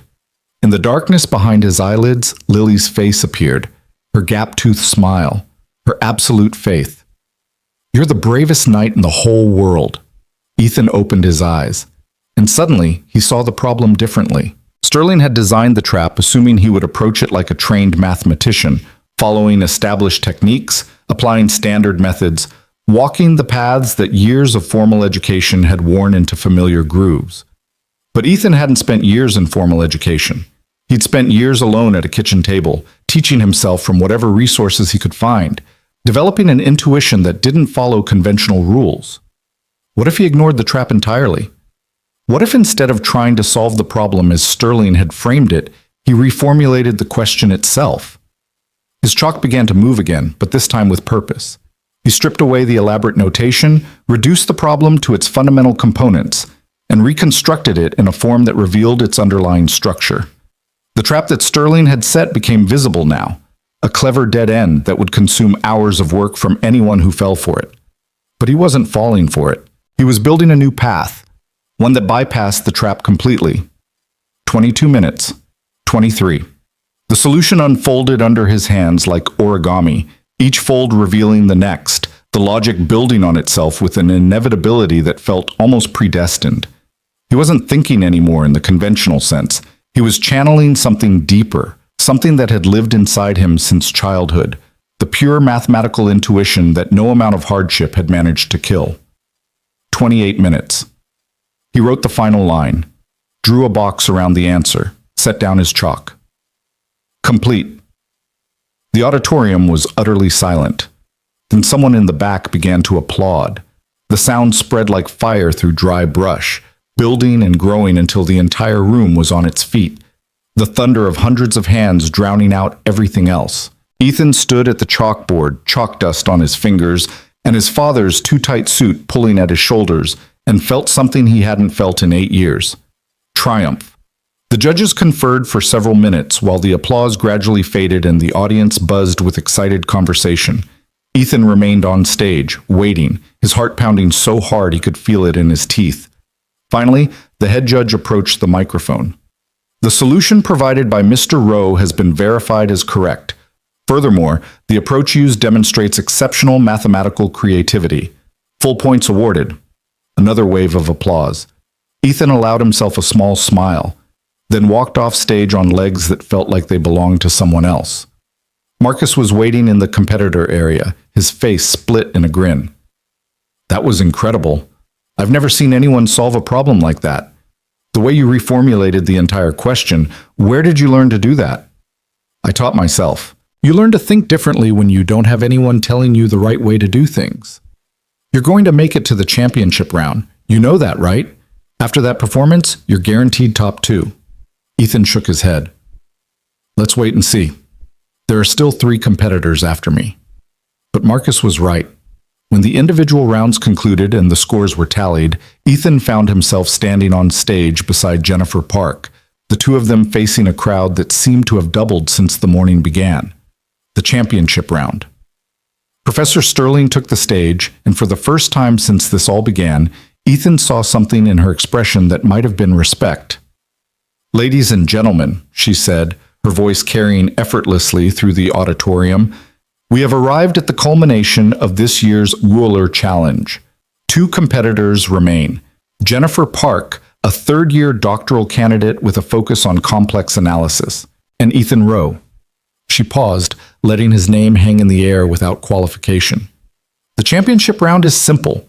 Both competitors will be presented with the same problem simultaneously. The first to provide a complete, correct solution will be declared the winner. Her eyes found Ethan's. There is no time limit. The problem is solved when it is solved. She reached into a folder and withdrew 2 sealed envelopes. The championship problem was designed by a committee of 3 professors, including myself. It represents the highest level of difficulty ever attempted in this competition. Both competitors should be aware that it may take hours to solve, or it may prove unsolvable entirely. There is no shame in stepping away. She extended the envelopes. Jennifer took hers with steady hands. Ethan took his with hands that trembled slightly despite his best efforts. You may begin. Ethan tore open the envelope and unfolded the paper inside. For a moment, the mathematical notation blurred before his eyes, the symbols running together into meaninglessness. Then his vision cleared and he saw what Sterling had done. The problem wasn't just hard, it was impossible. Or rather, it was designed to appear impossible, a dense thicket of constraints and conditions that seemed to admit no solution at all. The committee had constructed a mathematical fortress surrounding the answer with walls upon walls of complexity meant to discourage any attempt at breach. But as Ethan stared at the problem, something began to itch at the back of his mind. A memory. A half-formed idea from years ago, from the research he'd abandoned when Lily got sick. Prime distribution patterns. The work he'd been doing at MIT before everything fell apart. He looked at the problem again, and this time he saw the ghost of something familiar hiding in the notation. This wasn't a random challenge. This was a variation of the same family of problems he'd been exploring 8 years ago, twisted and obscured, buried under layers of additional complexity, but fundamentally related to the questions that had consumed him during his doctoral work. Sterling couldn't have known. There was no way she could have known about his specific research interests, about the unpublished work that still lived in boxes in his closet and in the corners of his mind. But it didn't matter how it had happened. What mattered was that he had a chance. Ethan walked to his chalkboard and began to write. Beside him, Jennifer was already deep in her own work, her chalk moving with the practiced efficiency of someone who'd spent years solving problems exactly like this. She was good. Ethan could see that immediately. Her approach was systematic, methodical, the kind of disciplined technique that top programs produced. But she was also playing by the rules, following the paths that her training had carved. Ethan wasn't playing by the rules.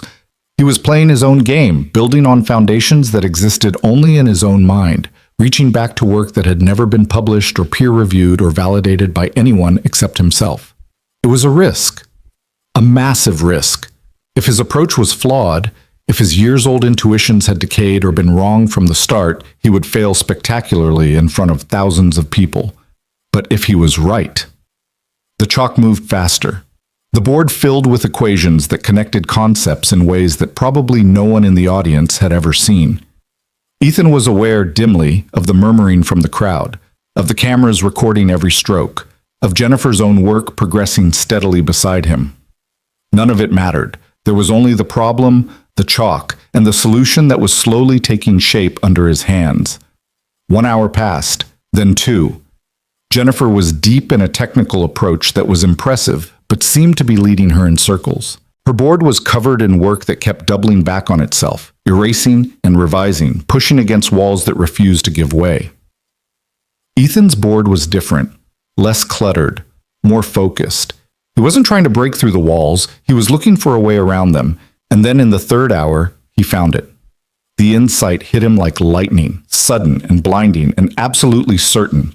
He saw the whole solution at once, complete and perfect, a crystalline structure of logic that connected the problem's beginning to its end in one unbroken chain. He started writing faster. The crowd sensed something was happening. The murmuring grew louder, then fell silent as Ethan's chalk flew across the board with desperate urgency. Line after line, step after step, the solution poured out of him like water from a broken dam. Jennifer had stopped working. She was watching him now, her chalk forgotten in her hand, her expression a mixture of awe and disbelief. Ethan didn't notice. He was somewhere else entirely, lost in the pure mathematics, the beautiful logic, the perfect inevitable cascade of proof. The last line, the final step. He drew a box around his answer and set down the chalk. Complete. The word echoed through the silent auditorium. Then chaos erupted. People were on their feet, shouting, applauding, some of them pushing toward the stage as if they needed to see the solution up close to believe it was real. The judges rushed forward, examining each line with increasing amazement. Professor Sterling stood frozen at the edge of the stage, her face completely unreadable. Ethan stepped back from the board, suddenly aware of how exhausted he was, of how much his hand ached from 3 hours of continuous writing, of how the too tight suit had left red marks across his shoulders. The head judge approached the microphone, holding up a hand for silence. The solution has been verified. It is complete and correct. His voice cracked slightly. In my 30 years of mathematical competition, I have never seen anything like what we just witnessed. Mr. Rowe's approach demonstrates not only extraordinary technical skill, but genuine mathematical innovation. We will need time to fully evaluate the significance of his method, but preliminary assessment suggests it may have implications well beyond this specific problem. The applause was deafening. Ethan stood in the spotlight, surrounded by sound and light and the overwhelming weight of attention, and felt absolutely nothing. Then a small voice cut through the chaos. "Daddy!" He turned. Lily was pushing through the crowd at the edge of the stage, Mrs. Patterson struggling to keep up with her. She'd worn her best dress, the yellow one with daisies that she saved for special occasions, and her face was shining with a joy so pure it hurt to look at. "Daddy, you won! You won!"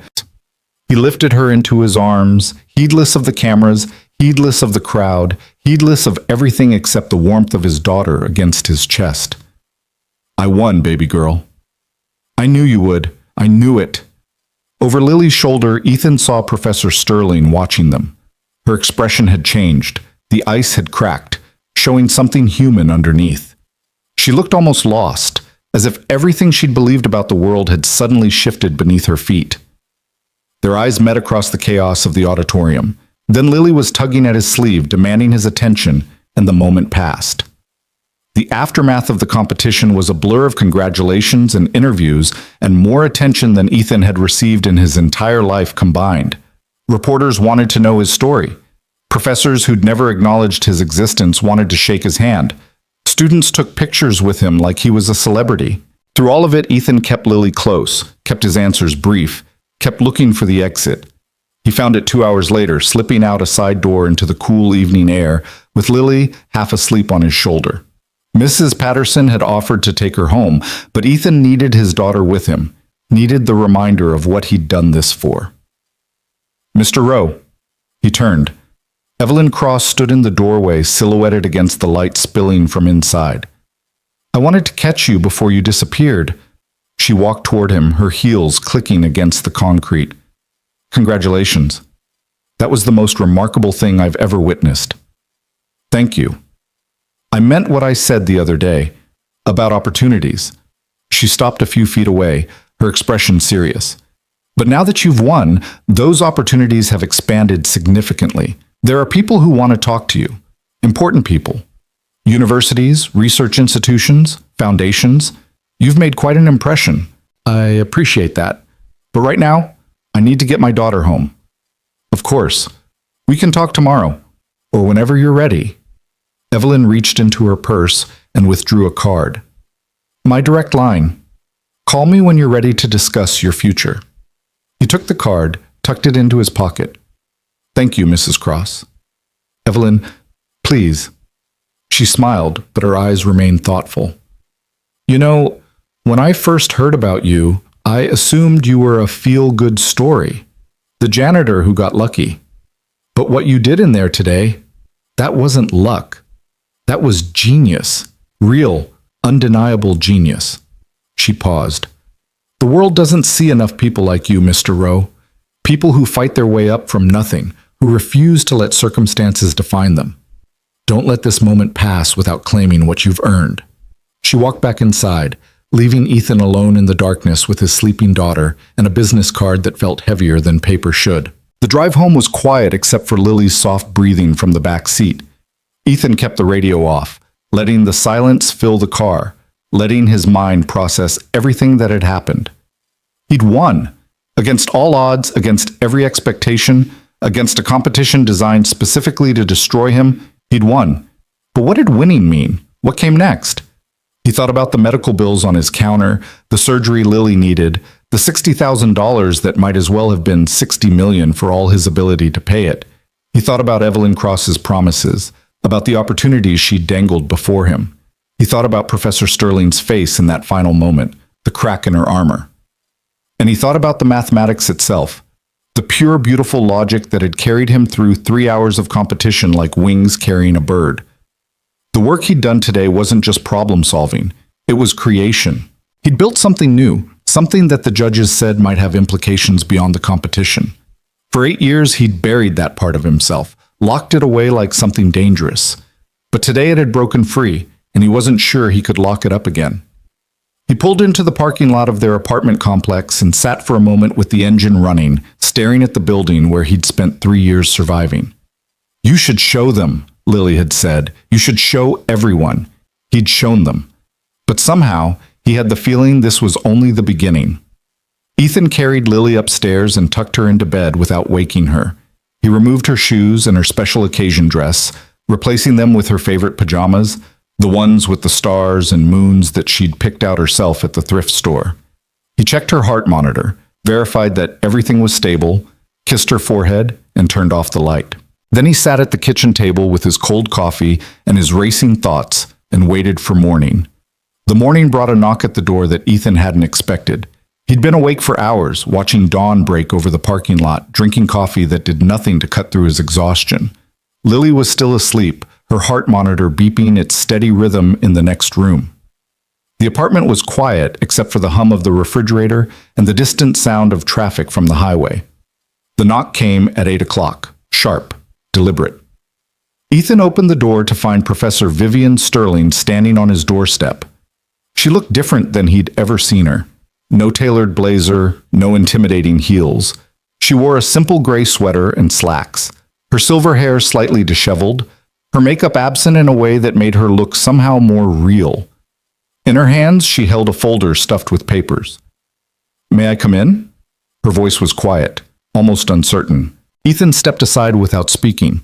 Sterling entered his apartment slowly, her eyes moving over the second-hand furniture, the medical supplies stacked in one corner, the evidence of a life lived at the margins. He saw her take in the legal pad covered with equations on the kitchen table, the textbooks piled on the counter, the child's drawings taped to the refrigerator with hearts and stars, and the words "Best Daddy Ever" written in crayon. "This is where you've been studying," she said. Not a question. "This is where I live." "I know. I looked up your address." She turned to face him. "I couldn't sleep last night. I kept thinking about what you did, the solution you found, the approach you used. And I was wrong." The words seemed to cost her something. "I was wrong about you. Wrong about what you were capable of. Wrong about what you were trying to prove." She held out the folder. "This is your MIT research, the work you were doing before you dropped out. I tracked it down through your former advisor." Ethan took the folder but didn't open it. "Why?" "Because when I saw what you wrote on that board yesterday, I recognized something. The techniques you used, the connections you made, they weren't random. They were building on foundations that I'd never seen before, foundations that you must have developed on your own years ago." Her voice cracked slightly. "You didn't just solve the championship problem. You advanced the entire field. In 3 hours, with a piece of chalk, you made a contribution that most mathematicians don't make in a lifetime." Ethan set the folder on the table beside his legal pad. "Is that why you're here? To tell me I'm good at math?" "I'm here because I need to understand something." Sterling moved to the window, staring out at the parking lot where Ethan's rusted car sat beside newer models belonging to neighbors who worked regular jobs with regular hours. 8 years ago, you were on track to become one of the foremost mathematicians of your generation. Your advisor told me you had more natural talent than anyone he'd ever taught. And then you just disappeared, walked away from everything, became a janitor. I already told you why. Your daughter, yes. Sterling turned back to face him. But I don't think you understand what you gave up, what you've been hiding all these years. I understand perfectly well. I gave up a career for my child. It wasn't a difficult choice. And you never resented it? Never felt bitter about what could have been? Every day. The honesty surprised even Ethan. Every single day I think about the person I could have become, the work I could have done, the life I could have lived. He paused. But then I look at my daughter, and I remember why none of that matters. Sterling was quiet for a long moment. When she spoke again, her voice was soft. I've spent my entire career building walls, protecting my position, my reputation, my place in the academic hierarchy. When you found that error in my proof, I felt like everything I'd built was under attack. So I attacked back. I designed the competition to humiliate you, to prove that you were nothing, that my moment of weakness didn't matter because you were just a janitor who got lucky. I know. I know you know. That's what makes this so hard. She crossed her arms as if holding herself together. The championship problem, the one you solved yesterday, wasn't actually designed to be solvable. The committee thought it was, but I introduced modifications that I believed would make it impossible. I wanted to watch you fail in front of everyone. I wanted to destroy you. The revelation should have made him angry. Instead, Ethan felt only tired. But I didn't destroy you. You destroyed my modifications. You found a path through a maze I thought had no exit. Sterling's voice wavered. And in doing so, you showed me something I'd forgotten a long time ago. What's that? That mathematics isn't about protecting what you know. It's about discovering what you don't. She met his eyes directly. I've been so focused on defending my position that I forgot why I became a mathematician in the first place. The beauty, the discovery, the pure joy of understanding something new. Ethan said nothing, waiting. I came here to apologize, Sterling continued. Not for the competition, though I do apologize for that, but for the seminar, that first night, for the way I treated you, for seeing a uniform instead of a person. Her voice dropped. I see you now, Ethan. I see who you really are. The silence stretched between them, heavy with everything that had happened and everything that still needed to be said. "Daddy?" Lily's voice came from the hallway. She appeared in the doorway of her room, rubbing sleep from her eyes, her hair a tangled mess against her pillow-creased cheek. "Who's that lady?" Ethan held out his hand, and Lily crossed the room to take it, pressing against his side with the automatic trust of a child who knew she was safe. "This is Professor Sterling. She teaches math at the university." "Is she nice?" The question hung in the air. Sterling's expression softened in a way Ethan had never seen. "I'm trying to be," Sterling said quietly. "It's harder than it should be." Lily considered this with the solemn wisdom of an 8-year-old. "My daddy says being nice is a choice. You have to choose it every day, even when it's hard." "Your daddy is right." Sterling crouched down so she was at Lily's eye level. "You're a very lucky girl, having a father like him." "I know." Lily smiled her gap-toothed smile. "He's the bravest knight in the whole world." Sterling stood, her eyes bright with something that might have been tears. "I should go," she said. "I've taken enough of your time." "Professor." Ethan stopped her at the door. "What you did, trying to destroy me in front of everyone, I won't forget it, but I'm also not going to carry it. I've had to let go of too much already to waste energy on grudges." Sterling nodded slowly. "I don't deserve your forgiveness." "No, you don't, but I'm giving it anyway. Not for you, for me. And for her." He glanced at Lily, who was watching the exchange with curious eyes. "She's watching. She's always watching. And I want her to see that being strong doesn't mean holding on to anger." Sterling was quiet for a long moment. Then she reached out and took his hand. Not a handshake, just a brief human contact, palm against palm. "Thank you," she said, "for the lesson." She left without another word, closing the door softly behind her. Ethan stood at the window and watched her walk across the parking lot to her car, her shoulders hunched against the morning chill. She looked smaller than she had before, more human. "Daddy?" Lily tugged at his sleeve. "Are you okay?" "Yeah, baby girl, I'm okay." "Did you forgive her for being mean?" "I did." "That was nice of you." She wrapped her arms around his waist. "Can we have pancakes for breakfast?" Ethan laughed, a real laugh, the kind that came from somewhere deep, and lifted his daughter into his arms. "We can have whatever you want. It's a celebration day." "Because you won?"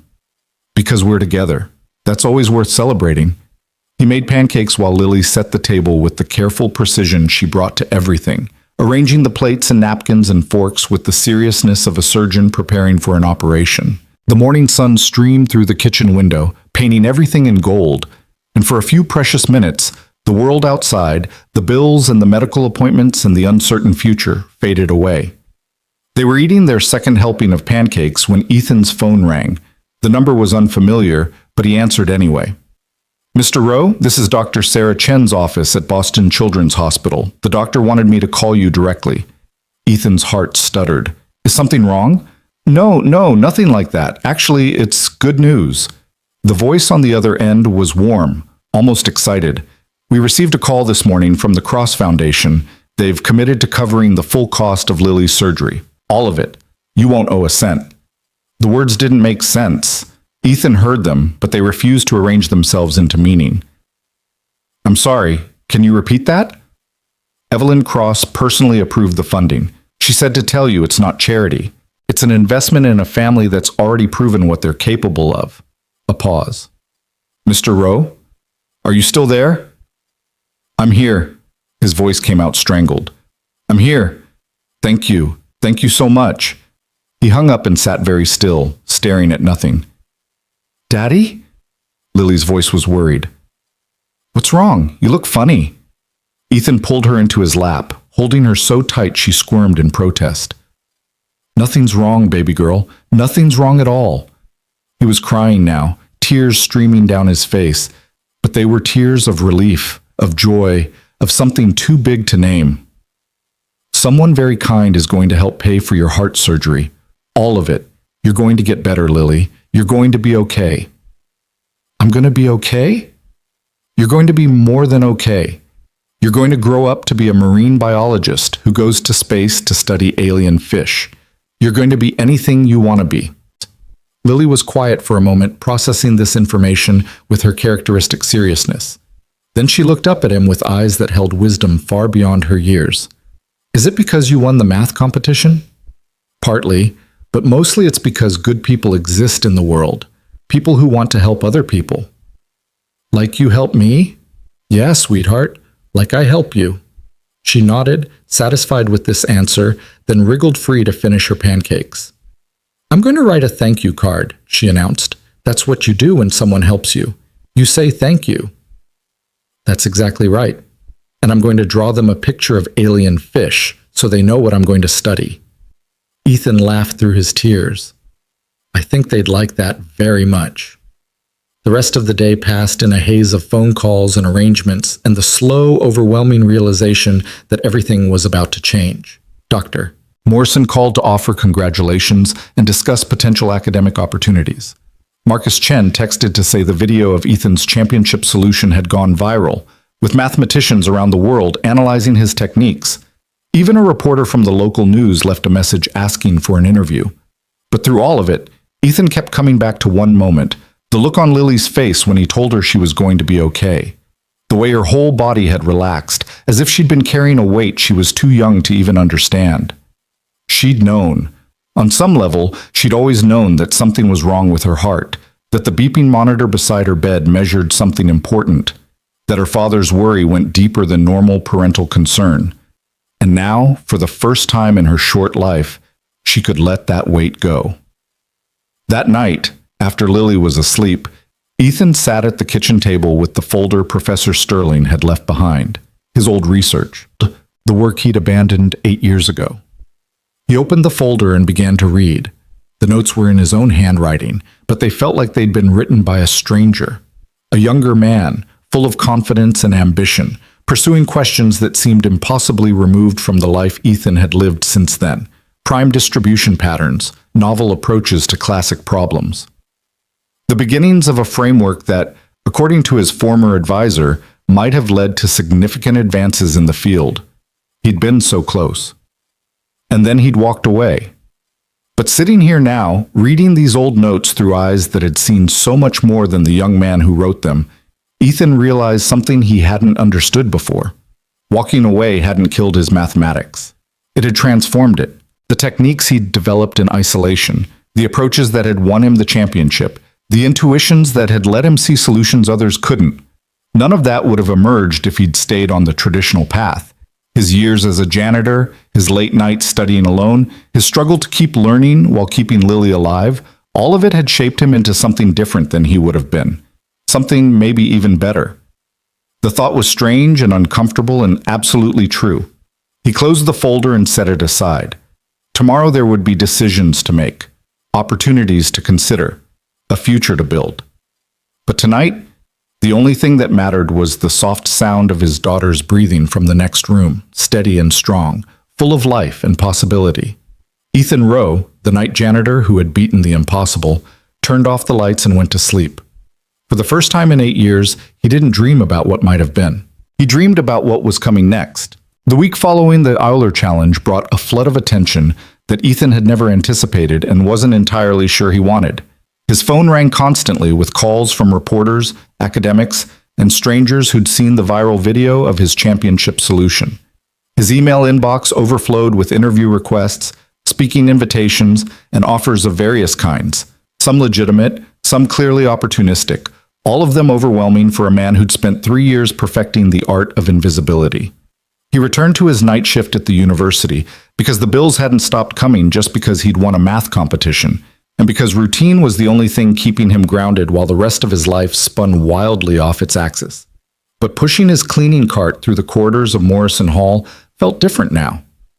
Students who'd walked past him without a glance for years now stopped to stare. Professors who'd never acknowledged his existence nodded in his direction, some with curiosity, others with something that looked almost like respect.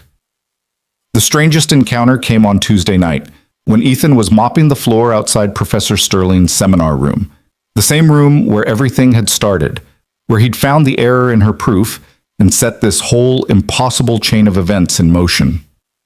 The door opened, and Jennifer Park stepped out.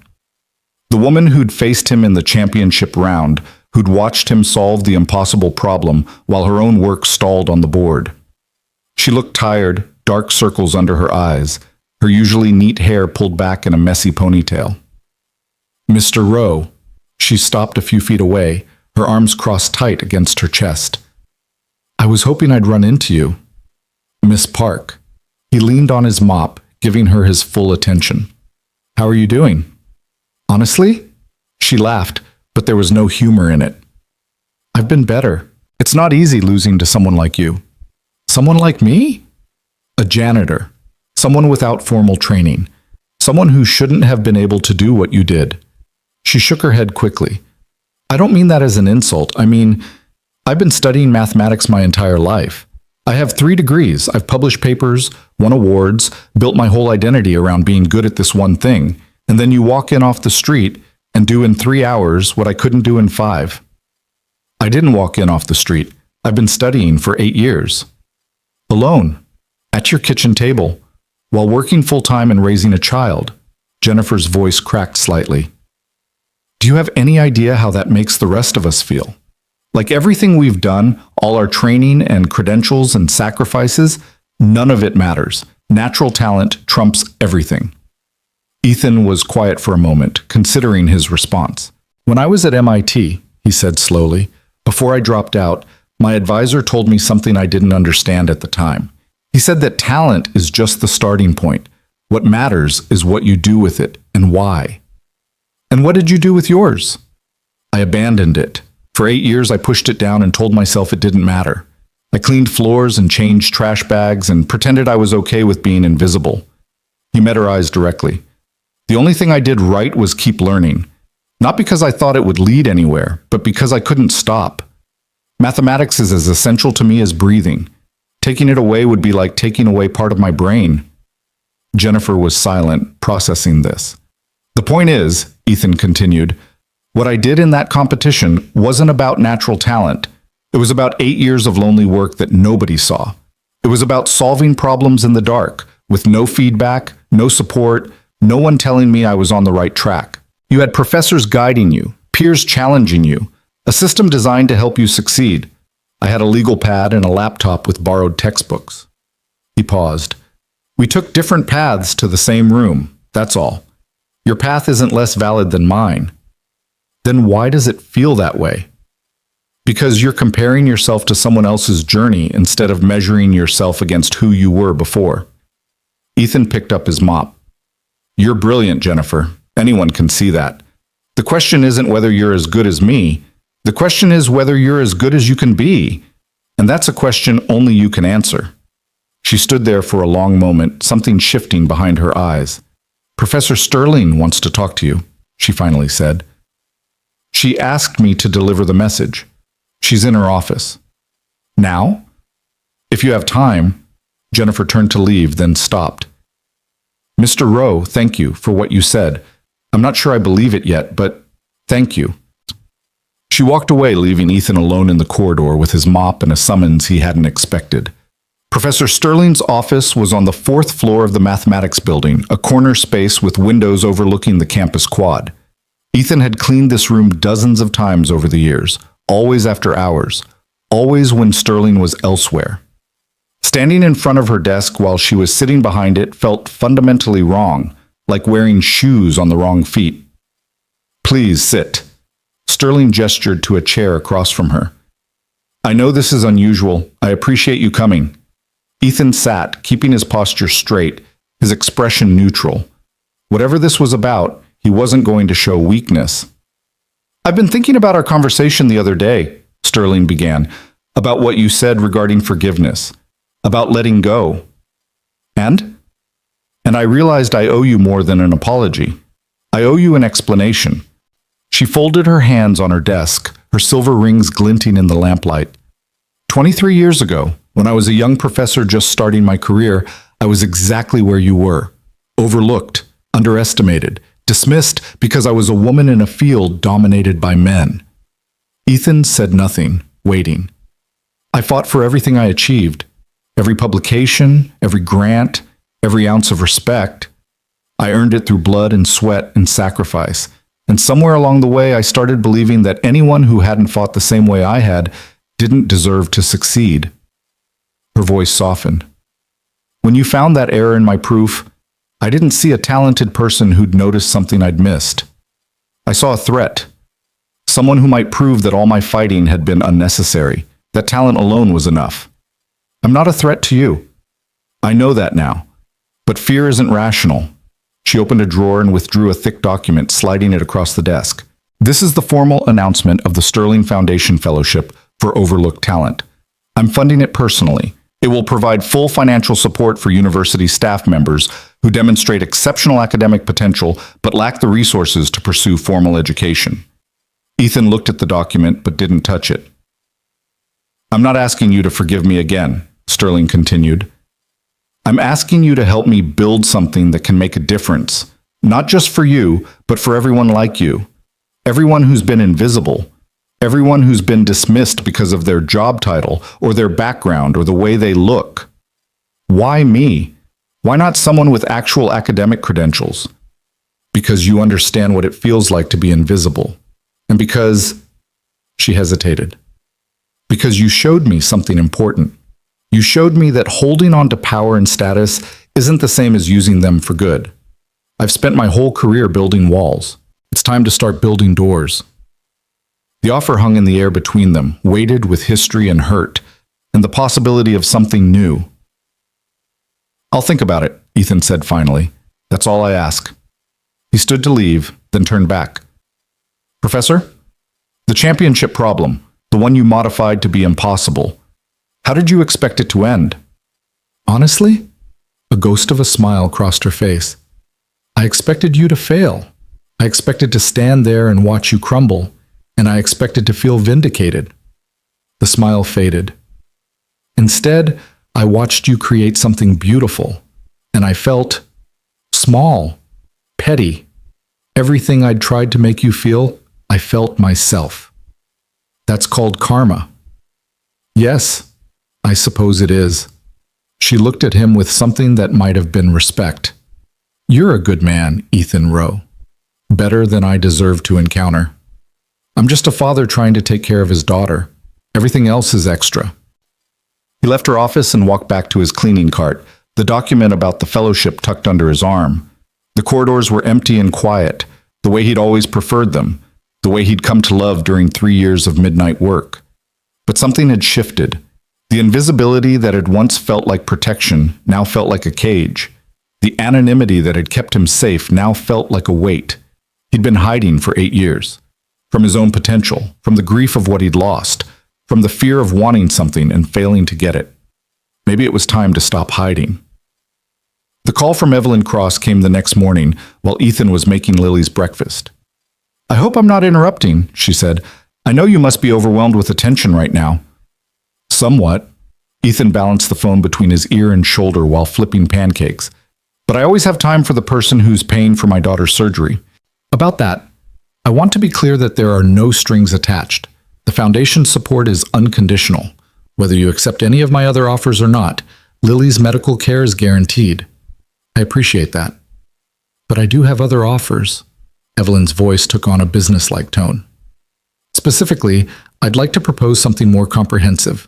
A full scholarship to complete your PhD at any university of your choice. A living stipend that would allow you to stop working night shifts and focus entirely on your research. And a position on the advisory board of my foundation, helping to identify and support other overlooked talents like yourself. The pancakes sizzled in the pan. Lily was at the kitchen table drawing pictures of alien fish with intense concentration. That's a lot to take in. I know, and I'm not asking for an answer today, but I want you to understand what's possible. What you did in that competition, the solution you found, it's already generating interest from mathematicians around the world. Your former advisor at MIT has been calling me daily, asking how he can help bring you back into academia. 3 different universities have expressed interest in offering you positions. Evelyn paused. You've opened a door, Ethan. The question is whether you're going to walk through it. And if I don't, if I just want to go back to my regular life? then you go back to your regular life. No judgment, no pressure, but I don't think that's what you want. I think you've been waiting for this for 8 years, and now that it's here, you're scared of reaching for it. The accuracy of her observation cut deeper than Ethan expected. I have a daughter to think about, he said quietly. She's not a prop in some inspiring comeback story. She's a real person with real needs. Whatever I decide has to put her first. Of course. That's exactly why I'm offering what I'm offering. Everything I've proposed is designed to give you stability while you pursue your potential. Lily wouldn't suffer for your ambitions. She'd benefit from them. Daddy? Lily looked up from her drawing. Who are you talking to? A friend. Give me 1 minute, sweetheart. Okay, look at my fish. It has 3 eyes because it's from space. Ethan looked at the drawing, a rainbow-colored fish with 3 enormous eyes and what appeared to be rocket fins, and felt his heart crack open with love. I need time, he said into the phone. Time to think about what I want, what's best for Lily, what's actually possible. Take all the time you need, but Ethan, don't let fear make this decision for you. You've already proven you can do the impossible. Don't stop now. After she hung up, Ethan stood at the stove for a long moment, the pancakes slowly burning in the pan. Daddy, smoke! He snapped back to reality, flipping the ruined pancake onto a plate. Sorry, baby girl. Got distracted. Thinking about grown-up stuff? Yeah, thinking about grown-up stuff. Is it hard? Very hard. Lily nodded with the gravity of an 8-year-old philosopher. You should make a list. That's what you tell me to do when I have a hard decision. Write down all the good things and all the bad things and see which list is longer. That's very good advice. I know. I got it from you. That afternoon, while Lily was at school, Ethan sat at the kitchen table with a legal pad, the same legal pad he'd used to work through mathematical problems during countless late nights, and made his list. On one side, stay in his current life, keep working nights, maintain the stability he'd built, avoid the risks of reaching for something more. On the other side, accept Evelyn's offer. Go back to school, pursue the mathematics he'd abandoned, become the person he'd given up on being. The first list was shorter, safer, the path he knew. The second list was longer, scarier, full of unknowns. But when he looked at the second list, something in his chest loosened. Something that had been clenched tight for 8 years finally began to relax. He thought about Lily's question. Is it hard? Yes. It was the hardest thing he'd ever considered, harder even than the decision to leave MIT, because this time he wasn't choosing survival. He was choosing to want something, to hope for something, to risk disappointment and failure and all the pain that came with reaching for dreams. But Lily was watching. She was always watching. And what did he want her to see? A father who played it safe because he was afraid? Or a father who fought for the life he wanted, even when it was terrifying? He picked up his phone and called Evelyn Cross. I'm in, he said. Whatever you're offering, I'm in. The days that followed were a whirlwind of paperwork and meetings and arrangements that seemed to multiply like rabbits. Evelyn's team handled most of the logistics, the scholarship applications, the housing arrangements, the transition plans, but Ethan insisted on being involved in every decision.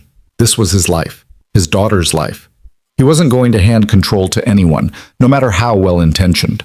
The hardest conversation was with Lily. He sat her down one evening after dinner in the living room of the apartment that had been their home for 3 years and tried to explain what was happening. You know how you asked me about the math test, and I told you I did really well? Lily nodded, her stuffed elephant clutched against her chest. Well, because I did so well, some people want to help us. They want to help pay for your heart surgery and help me go back to school. Back to school? Lily's eyes went wide. But you're a grown-up. Grown-ups don't go to school. Some grown-ups do. It's called graduate school. You learn really advanced things, and when you're done, you can become a professor and teach other people. Like Professor Sterling. The name still carried complicated feelings, but Ethan pushed them aside. Yes, like Professor Sterling. But if you go to school, who's going to take care of me? I am, baby girl. Always. He pulled her onto his lap. Nothing is going to change about that. I'll still be your daddy. I'll still make you breakfast and help you with homework and read you stories at night. The only difference is that instead of working at the university cleaning floors, I'll be working there studying math. And we'll have more money? Yes, we'll have more money, enough for your surgery and enough to live somewhere nicer. Lily was quiet for a moment, thinking this through with her characteristic seriousness. Will I have to change schools? Maybe. Probably. But we'll find you a really good school and you'll make new friends. But I like my friends now. I know, change is hard, it's scary. He held her tighter. But sometimes change is also good. Sometimes we have to let go of things we like so we can reach for things we love even more. Like you had to let go of math before so you could take care of me? The insight stunned him. He'd never told her that story, never explained the sacrifice he'd made. How did you know about that? Mrs. Patterson told me once, when I asked why you were always so sad when you looked at your math books. Lily looked up at him with eyes that saw far too much. She said you gave up your dreams so I could have my life. Ethan's voice caught. I didn't give it up. I just put it away for a while. And now you're taking it back out? Yes. Now I'm taking it back out. Lily considered this, then nodded with the decisiveness of a child who'd made up her mind. Good. You should have your dream back. Everyone should have dreams. She hugged him fiercely. And I'm going to be okay, Daddy. My heart is going to get fixed, and I'm going to grow up to study alien fish, and you're going to be a professor. We're going to be happy. We're already happy, sweetheart. Happier then. We're going to be happier. He held her for a long time, there in the living room of the apartment that had sheltered them through 3 years of struggle, and let himself believe that she was right. The surgery was scheduled for the following month at Boston Children's Hospital. Evelyn's foundation covered every expense: the operation itself, the hospital stay, the rehabilitation, even the hotel where Ethan would live while Lily recovered. Nothing was too small, nothing was too much. The weight of financial terror that had pressed on Ethan's shoulders for 8 years finally, blessedly, lifted. The night before they left for Boston, Ethan packed their suitcases while Lily supervised from her bed, making sure he didn't forget any of her essentials. Elephant is coming. Of course. And my special pillow. Already packed. And the book about the ocean? The one with the pictures of the deep sea fish? That too. And the card I made for the doctors? Ethan paused. What card? Lily reached under her pillow and withdrew a folded piece of construction paper decorated with stickers and drawings and carefully written words. I made them a thank you card. For fixing my heart. She unfolded it to show him. See? It says, thank you for making me better. I am going to be a marine biologist who goes to space. Love, Lily. And I drew a picture of my heart with little band-aids on it. Ethan took the card with hands that trembled slightly. The drawing showed a heart, anatomically incorrect but emotionally perfect, covered in colorful band-aids and surrounded by stars. It's beautiful, sweetheart. I wanted them to know I appreciate it. That's what you do when someone helps you, right? You say thank you. That's exactly right. He tucked the card carefully into the suitcase, between layers of clothes where it would stay safe, and finished packing while Lily drifted off to sleep. Tomorrow, they would drive to Boston. The day after, Lily would go into surgery. And somewhere on the other side of that terrifying procedure was a future that Ethan was only beginning to imagine. He checked her heart monitor one last time, steady, stable, unchanged, and went to his own room to try to sleep. But sleep wouldn't come. Instead, he lay in the darkness, thinking about everything that had led to this moment. The night he'd found the error in Sterling's proof. The competition he'd entered on a desperate whim. The solution he'd found to a problem designed to destroy him. And before all of that, the diagnosis that had changed everything. The doctor's words that had set him on this path. The moment when he'd looked at his 3-year-old daughter, so small and so fragile, and known that nothing else would ever matter as much as keeping her alive. 8 years of sacrifice, 8 years of invisibility, 8 years of putting his own dreams aside so that hers could survive. Tomorrow, the final chapter of that sacrifice would begin. And when it was over, when Lily was healed and whole and strong, Ethan would finally be free to become the person he was meant to be. But tonight, all he could do was wait. The drive to Boston was long but peaceful, filled with Lily's chatter about what she would do when she was better, and Ethan's careful attention to the road, and both of their unspoken fears about what lay ahead. They arrived at the hospital in late afternoon, and the staff greeted them with the warm efficiency of people who dealt with frightened families every day. Lily was admitted, given a room with a window overlooking the city, and settled into a bed that made her look impossibly small. "This is nice," she announced, examining her surroundings with critical 8-year-old eyes. "But the TV is too small. I'm sure you'll survive." "Barely." She grinned at him, showing the gap where her front tooth used to be. "Daddy, can you stay with me tonight?" "I'm not going anywhere, baby girl, not for a second." He slept in a chair beside her bed, waking every hour to check on her, to make sure the monitors were still beeping their steady rhythm, to confirm that she was still breathing, still there, still his. In the morning, Dr. Chen came to explain the procedure one final time. "The surgery will take approximately 6 hours," she said, her calm professionalism somehow reassuring. "We'll repair the ventricular defect and strengthen the surrounding tissue. Lily will be sedated throughout, and she won't feel any pain." "And the recovery?" "Several days in the ICU, followed by a week or 2 in a regular room if everything goes well. After that, regular follow-up appointments for the first year, then annual checkups." Dr. Chen smiled at Lily. "And after all that, young lady, you should be able to do anything you want. Run, play, swim, whatever your heart desires." "Can I go to space?" "If you want to go to space, absolutely. Astronauts need strong hearts, and yours is going to be very strong." The nurses came to prepare Lily for surgery, and the moment Ethan had been dreading finally arrived. He had to let her go. He had to watch them wheel her away, through doors he couldn't follow, into a room where strangers would cut open his daughter's chest and fix the heart that had been struggling since the day she was born. "Daddy?" Lily's voice was small. "Will you be here when I wake up?" "I'll be here." He bent to kiss her forehead, his lips lingering on her skin. "I'll be right here waiting. And when you wake up, we'll have ice cream." "Promise?" "I promise, sweetheart. I promise with my whole heart." They took her away. The door swung closed, and Ethan was alone. The waiting room became his world for the next 6 hours. He sat in a chair by the window, watching the city move past without really seeing it. His phone buzzed occasionally. Messages from Mrs. Patterson, from Marcus Chen, from Dr. Morrison, all offering support and prayers, but he couldn't bring himself to respond. At some point, he became aware that someone had sat down beside him. "I thought you might want company." He turned. Professor Sterling was there, still in her university clothes, looking tired from what must have been a long drive. "How did you know I was here?" "I asked around. Your neighbor told me." She folded her hands in her lap. "I hope I'm not intruding." "No, He stopped, surprised to find that her presence was actually comforting. "No, it's fine." They sat in silence for a while, watching the shadows lengthen across the floor. "I spoke to the surgical team this morning," Sterling said eventually. "They say the procedure is going well, no complications so far." "You called them?" "I may have implied I was family." A ghost of a smile crossed her face.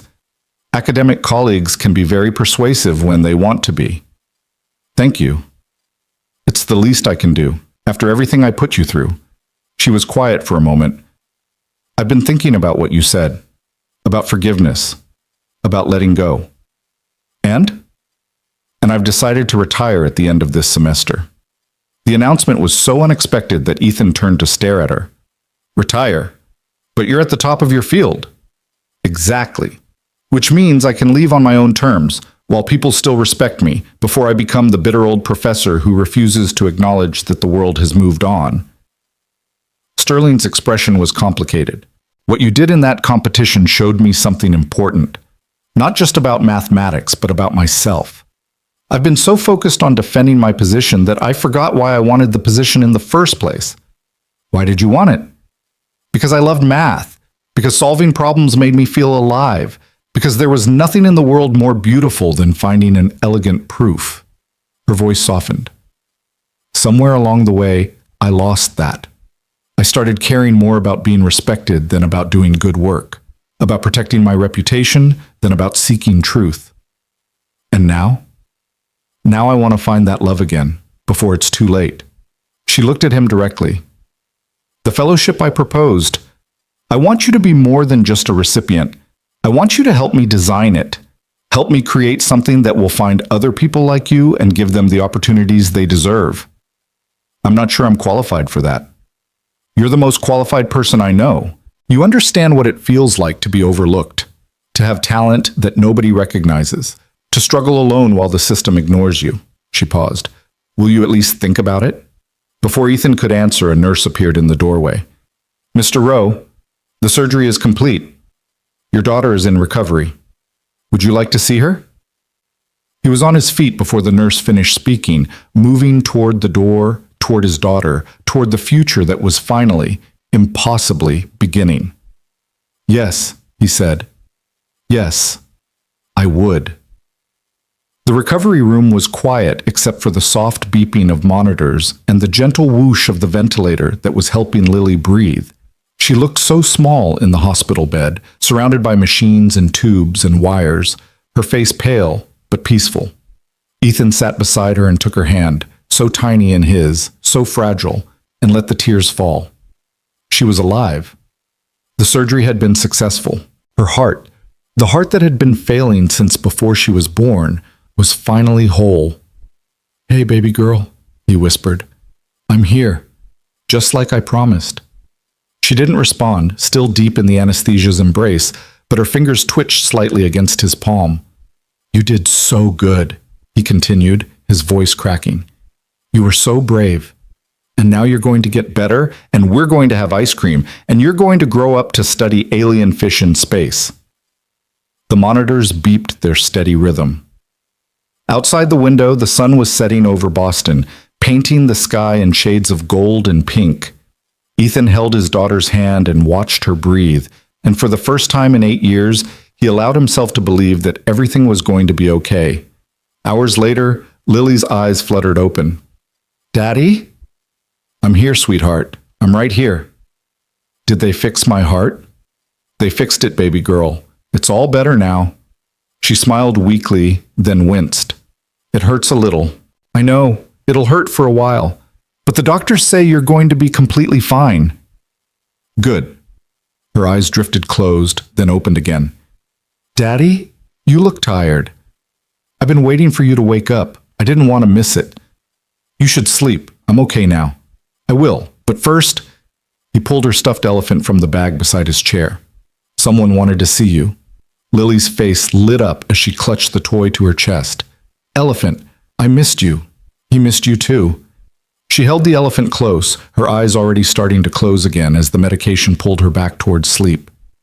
Daddy, thank you for being the bravest knight. Thank you for being worth fighting for. She drifted off, her breathing even and strong, her heart beating steady for the first time in her life.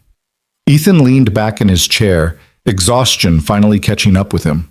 Through the window, he could see the stars beginning to emerge, pinpoints of light against the darkening sky. 8 years of fear and sacrifice and survival, and it had all led to this moment. His daughter was healed. His future was opening up before him. And somewhere out there in a world that was suddenly full of possibilities, the next chapter of his life was waiting to begin. He closed his eyes and slept, his hand still wrapped around Lily's, holding on to everything that mattered. The days in the hospital blurred together in a haze of beeping monitors and whispered conversations and the slow, miraculous process of watching Lily grow stronger. She complained about the food, charmed every nurse who entered her room, and asked endless questions about what was happening inside her chest that the doctors answered with patient smiles and colorful diagrams. Ethan barely left her side. He slept in the chair beside her bed, ate meals from the hospital cafeteria, and counted each steady heartbeat on the monitor like a prayer being answered over and over again. The fear that had lived in his chest for 8 years, the constant terror that his daughter's heart would simply give out, began to loosen its grip, replaced by something lighter and stranger that he eventually recognized as hope. On the 5th day, Dr. Chen came in with news that made Ethan's knees weak with relief. Her recovery is exceeding all our expectations, she said, reviewing Lily's chart with visible satisfaction. The repair is holding beautifully. Her heart function has improved by nearly 40% already, and we expect it to continue improving over the next several months. When can she go home? If she continues at this rate, I'd say 3 more days. Maybe 4. Dr. Chen smiled at Lily, who was sitting up in bed drawing pictures of the hospital staff as various sea creatures. You're a remarkable young lady. You know that? I know, Lily said matter-of-factly. My daddy tells me every day. After Dr. Chen left, Ethan sat on the edge of Lily's bed and took her hand, the hand that no longer had a medical alert bracelet because she no longer needed one. How do you feel, baby girl? Good. Weird, but good. She pressed her palm against her chest, right over her heart. It doesn't flutter anymore. It used to flutter sometimes, like a butterfly was stuck inside. But now it just beats. Regular, like a drum. That's because the doctors fixed it. I know. I gave them my thank you card. She grinned. They put it on the wall in their office. Dr. Chen said it was the best thank you card she ever got. I'm sure it was. Daddy? Lily's expression turned serious, the way it did when she was thinking about something important. What happens now? What do you mean? I mean, what happens when we go home? You said things were going to change, that you were going back to school and we were going to move and everything would be different. She bit her lip. What kind of different? Ethan had been thinking about this constantly over the past few days, planning and replanning the future that was suddenly, impossibly open before them. He'd talked to Evelyn Cross, to Dr. Morrison, to his former advisor at MIT, to Professor Sterling. He'd reviewed scholarship offers and housing options and school recommendations for Lily. He'd made lists and crossed things out and made new lists. But sitting here now, looking at his daughter's worried face, all of that planning seemed less important than the simple truth of what he wanted to say. The important things won't change, he said. I'll still be your daddy. You'll still be my baby girl. We'll still have breakfast together and do homework together and read stories at night. But some things will change. Yes, some things will change. We're going to move to a new apartment, a nicer one closer to the university. You're going to start at a new school with new friends, and I'm going to stop working as a janitor and start studying to become a professor. Like Professor Sterling? Like Professor Sterling, but hopefully nicer. Lily laughed, the sound filling the hospital room with warmth. You're already nicer than her. You're the nicest person I know. I don't know about that. I do. I'm very smart about these things. She squeezed his hand. Daddy, I'm glad things are changing. I know I said I was scared before, but I'm not scared anymore. I think it's going to be good. What made you stop being scared? You did. She looked at him with eyes that saw everything. You were scared too, weren't you? About the surgery, about everything, but you did it anyway. You kept going even when it was hard. She smiled. If you can be brave, then I can be brave too. Ethan pulled her into a hug, careful of the healing incision on her chest, and held her until his heart stopped aching quite so much. We're going to be okay, he whispered into her hair. We're going to be better than okay. I know, Daddy. I already knew. They left the hospital on a Tuesday morning, 8 days after the surgery that had changed everything. Lily walked out under her own power, holding Ethan's hand, her stuffed elephant tucked under her other arm. The nurses lined up to say goodbye, some of them wiping tears from their eyes. You come back and visit us, one of them said, crouching down to Lily's level. We want to see how tall you grow. I'm going to grow very tall, Lily announced. Tall enough to reach the stars because that's where the alien fish live. The alien fish?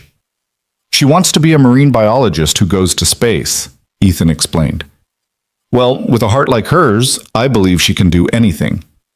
They drove back to their old apartment to pack, and the process of dismantling 3 years of their life took less time than Ethan expected. The furniture was rented. The decorations were minimal. The only things that truly mattered fit into a few boxes that Ethan loaded into their rusted car with a strange mixture of sadness and relief. Goodbye, apartment, Lily said, standing in the empty living room one last time. You were a good home. We'll have an even better one soon. I know, but I wanted to say thank you anyway. That's what you do when someone takes care of you. They drove across town to their new apartment. a two-bedroom unit in a building near the university that Evelyn's foundation had helped secure. It was twice the size of their old place, with big windows that let in actual sunlight, and a kitchen that didn't smell like the neighbors cooking, and a room for Lily that she could decorate however she wanted. "This is mine?" she asked, standing in the doorway of her new bedroom with wide eyes. "All yours? The whole thing? The whole thing?" She spun in circles, arms outstretched, taking in the space that was bigger than their entire old apartment. "I can put my desk by the window, and my bookshelf by the door, and I can hang pictures everywhere." "Whatever you want, baby girl." She threw herself into decorating with the intensity she brought to everything, and by the end of the day, the room was covered in drawings of sea creatures, photographs of the two of them, and a large poster of the solar system that Ethan had bought at the bookstore down the street. That night, after Lily was asleep in her new bed in her new room, Ethan sat in the living room and let the silence wash over him. Through the window, he could see the lights of the campus in the distance, the buildings where he'd spent 3 years as an invisible man pushing a cleaning cart through empty corridors. Tomorrow, he would walk into those same buildings as a student. The thought was terrifying, exhilarating, impossible, all of the above. His phone buzzed, a text from Professor Sterling. "I heard you're settled in the new place. I hope you're ready for orientation on Monday. The graduate students are already talking about you. Most of them are intimidated. A few are skeptical. All of them are curious." Ethan typed back, "I'm ready. Or at least I will be." Her response came almost immediately. "You'll be more than ready. You've already proven that.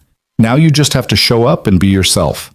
He set the phone aside and looked around the apartment, at the boxes still waiting to be unpacked, at the furniture that was modest but comfortable, at the door to Lily's room where she was sleeping soundly for the first time in a home that felt like it might actually be permanent. 8 years of survival, 8 years of sacrifice, 8 years of invisible work and silent struggle, and the quiet terror of watching his daughter's heart fail by degrees. And now, finally, it was over. Not just over. Beginning. Ethan Rowe, the night janitor who had beaten the impossible, was about to become something new. Graduate school was nothing like Ethan had imagined and exactly like he'd feared, all at the same time. The other students were younger than him by a decade or more, bright-eyed and ambitious and utterly uncertain how to interact with a classmate who'd been mopping their hallways 6 months earlier. Some of them treated him with cautious respect. Others couldn't hide their skepticism. A few seemed actively hostile, resentful that someone without their pedigree had been handed opportunities they'd spent years earning. Ethan ignored all of it. He'd spent 8 years being invisible. He could handle being visible now, even if the visibility came with judgment and scrutiny. His advisor was Dr. Robert Martinez, a renowned number theorist who'd flown in from California specifically to work with the janitor who'd solved the impossible problem. Their first meeting took place in a cramped office filled with books and papers and the smell of old coffee. "I've reviewed your championship solution 3 times now," Martinez said, leaning back in his chair with an expression of frank amazement. "I still don't fully understand how you found that path. The technique you used, it's not in any textbook I've ever read." "I developed it myself over the years, working alone. That's what Sterling told me. She also told me you have a daughter, that you gave up your PhD to take care of her." "Yes." Martinez was quiet for a moment, studying Ethan with eyes that seemed to see more than they should. "I had a son," he said finally. "He died when he was 12. Cancer. It was 20 years ago, and I still think about him every day." "I'm sorry."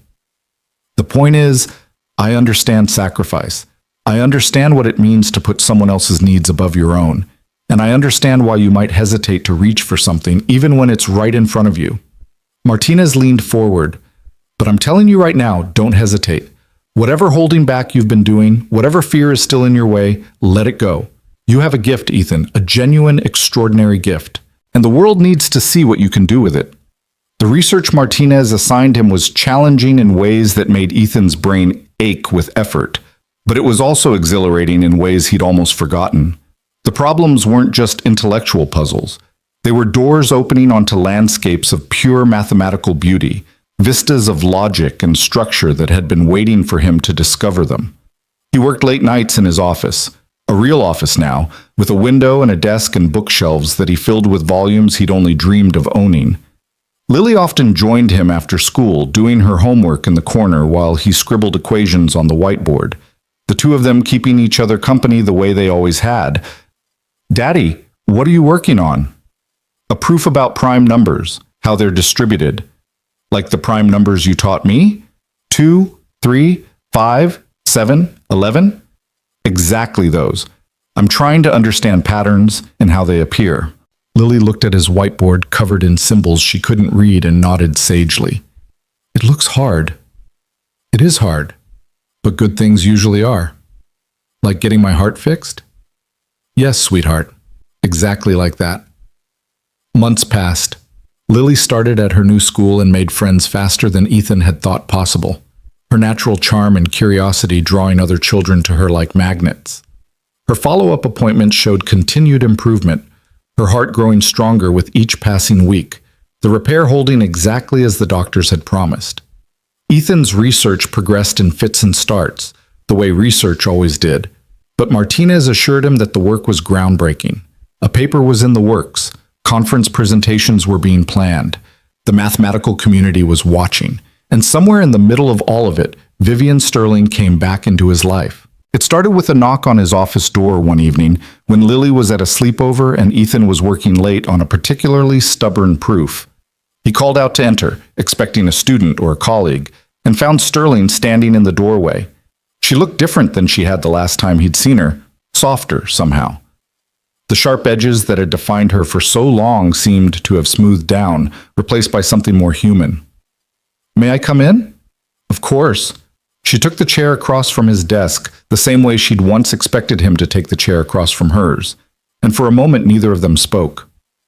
"The fellowship is officially launching next week," she finally said. "We have 12 applicants already.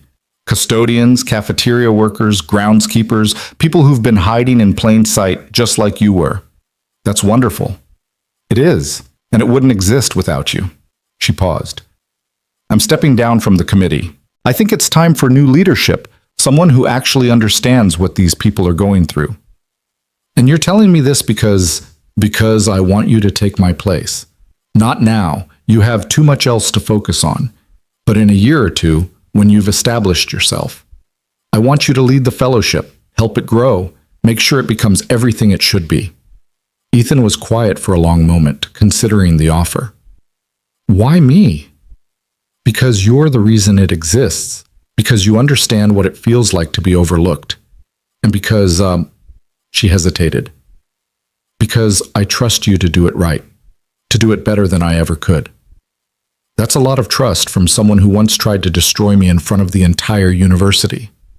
Sterling had the grace to look ashamed. "I know, and I know that saying sorry isn't enough, but I'm trying, Ethan. I'm trying to be different, to use whatever time I have left to do something good." "Why the change? What made you decide to become this version of yourself?" "You did." The words were simple, direct. "Watching you in that competition, watching you refuse to give up, refuse to be invisible, refuse to let me define you, it held up a mirror I couldn't look away from, and I didn't like what I saw." "So you're doing this out of guilt?" "No. I'm doing this because you showed me something I'd forgotten, that mathematics isn't about protecting your reputation or your position. It's about truth, about beauty, about the pure joy of understanding something new." She smiled, the expression looking almost natural on her face. "I lost that joy somewhere along the way. I'm trying to find it again." They talked for hours that night, about mathematics and regret, and the strange paths that life takes when you stop trying to control it. When Sterling finally left, it was past midnight, and Ethan sat in his empty office feeling like something had shifted in the world. The woman who had tried to destroy him was becoming an ally. The career he'd abandoned was becoming his future.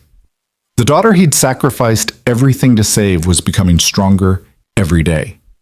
Maybe, he thought, redemption was possible after all, for everyone. The first anniversary of the Euler Challenge brought a ceremony that Ethan would have found laughable a year earlier. The university organized an event in Morrison Auditorium, the same auditorium where he'd solved the impossible problem, to celebrate the launch of the Sterling Rowe Fellowship for Overlooked Talent. Ethan stood at the podium, looking out at a crowd that included students, faculty, university staff, and members of the media. Lily sat in the front row between Mrs. Patterson and Evelyn Cross, her face shining with pride. Sterling sat nearby, her expression complicated but warm. "A year ago," Ethan began, his voice echoing through the auditorium, "I was standing in this room with a mop in my hand, listening to a professor tell me I didn't belong here. That someone like me, someone who cleaned floors for a living, couldn't possibly have anything valuable to contribute to the world of mathematics." He paused, letting the memory settle over the crowd. She was wrong. Not because I'm special or exceptional or different from anyone else who pushes a cleaning cart through these halls. She was wrong because talent doesn't care about job titles. Genius doesn't check your resume. The capacity for brilliance exists in every human being, regardless of their circumstances. What matters is whether we're given the chance to develop it. He looked at Sterling, who met his gaze without flinching. The fellowship we're launching today is designed to provide that chance, to find the people who've been overlooked, the custodians, the cafeteria workers, the groundskeepers, and give them the resources they need to pursue their potential. Not because they deserve charity, but because they deserve opportunity, the same opportunity that everyone else takes for granted. The applause was thunderous. When it finally faded, Ethan continued, "I want to thank the people who made this possible. Evelyn Cross, whose generosity saved my daughter's life and opened doors I never imagined could exist. Dr. Angela Morrison, who saw potential in me when I couldn't see it in myself. My advisor, Dr. Martinez, who took a chance on a janitor with a legal pad full of equations. And Professor Vivian Sterling, who..." He paused, choosing his words carefully. "Who challenged me to prove what I was capable of, and who had the courage to change when she realized she was wrong." Sterling's eyes glistened, but she didn't look away. "Most of all, I want to thank my daughter, Lily." Ethan's voice cracked slightly. 8 years ago, I made a choice. I gave up my career, my research, my future, everything I'd worked for, to take care of her. At the time, I thought I was sacrificing my dreams. I thought I was giving up the person I was supposed to become. He looked at Lily, who was watching him with the absolute attention she gave to everything that mattered. I was wrong. I wasn't giving up my dreams. I was learning what dreams actually meant. I was learning that success isn't about publications or prizes or what title comes before your name. It's about the people you love and the difference you make in their lives. Lily beamed at him, and Ethan felt his heart crack open with joy. So here's my message to everyone who's ever felt invisible.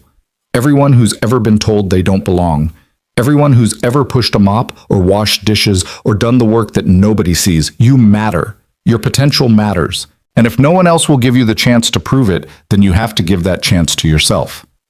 He stepped back from the podium. The applause erupted again, louder than before, and this time it didn't stop for a very long time. After the ceremony, Ethan found himself surrounded by well-wishers and journalists and people who wanted to shake his hand.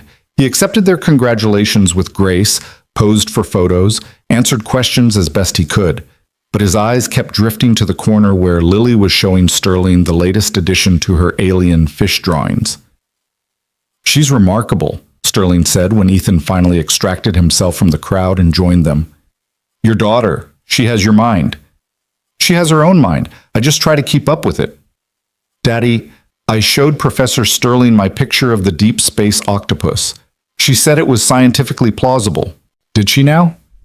"Well," Sterling amended, "I said that given the extreme conditions of deep space, any life form that evolved there would likely have unusual characteristics. The 8 eyes and transparent tentacles seemed like reasonable adaptations." "See? Scientifically plausible."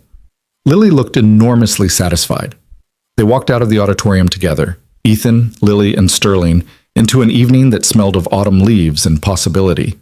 The campus was quiet now, most of the crowd having dispersed, the buildings settling into their nighttime stillness. "Can I ask you something?" Sterling said as they walked. "Of course." "That night in my seminar, when you found the error in my proof. Why did you say anything? You could have stayed silent, kept your head down. No one would have known." Ethan considered the question carefully. "I couldn't help it," he finally said. "I saw the mistake, and the words just came out. It wasn't a choice so much as a reflex. But you knew what it would cost you, the attention, the conflict, everything that followed. I didn't know any of that. I just knew that something was wrong, and someone needed to say so. He paused. Mathematics is about truth. If we can't speak the truth, even when it's uncomfortable, even when it costs us, then what's the point of any of it? Sterling was quiet for a long moment. I've spent my whole career avoiding that kind of truth, protecting my reputation instead of pursuing what was right. She shook her head. You showed me what I'd lost, what I'd given up without even realizing it. And now? Now I'm trying to get it back, one day at a time. They reached the edge of campus where Sterling's car was parked. She stopped, turning to face Ethan one last time. I know I said this before, but I want to say it again. I'm sorry for everything I did, for who I was. Her voice was steady. You didn't deserve any of it. No, I didn't. Ethan met her gaze directly. But I also learned something from it. I learned that I was stronger than I thought, that I could face the worst someone had to offer and come out the other side still standing. So you're thanking me? I'm saying that even the worst experiences can teach us something, if we let them. He extended his hand. No more apologies, Vivian. We're past that now. What matters is what comes next. She took his hand, and for a moment they stood there in the fading light. Two people who had started as adversaries and become something else. Not friends exactly, not yet, but something that had the potential to grow. Dinner, Sterling said abruptly. I'm sorry? I owe you dinner, a proper one, as equals. She raised an eyebrow. That ridiculous thing I said during the competition about marrying you if you solved the problem, I want to replace it with something real. A genuine invitation, no strings attached, just two colleagues sharing a meal. Ethan glanced at Lily, who was watching the exchange with interested eyes. Can I bring my daughter? I insist on it. I want to hear more about the deep space octopus. The dinner happened 3 weeks later at a restaurant nice enough to make Ethan uncomfortable, but casual enough that Lily didn't feel out of place. They talked about mathematics and marine biology and the various ways that alien fish might evolve in zero gravity. Sterling laughed more than Ethan had ever heard her laugh, and by the end of the evening, something that had been frozen between them finally began to thaw. More dinners followed. Conversations. Collaborations on the fellowship. Slowly, carefully, a friendship began to emerge from the wreckage of their past. And somewhere along the way, Ethan realized that he was happy. Not just surviving, not just getting by.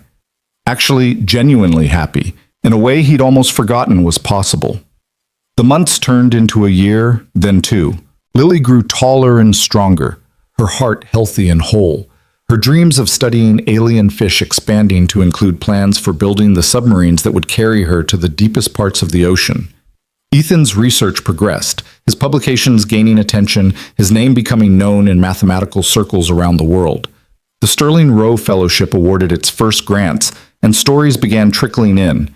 A cafeteria worker at MIT who'd been accepted into the physics program, a groundskeeper at Stanford pursuing a degree in environmental science, a night security guard at Princeton whose paintings were being shown in galleries across the country.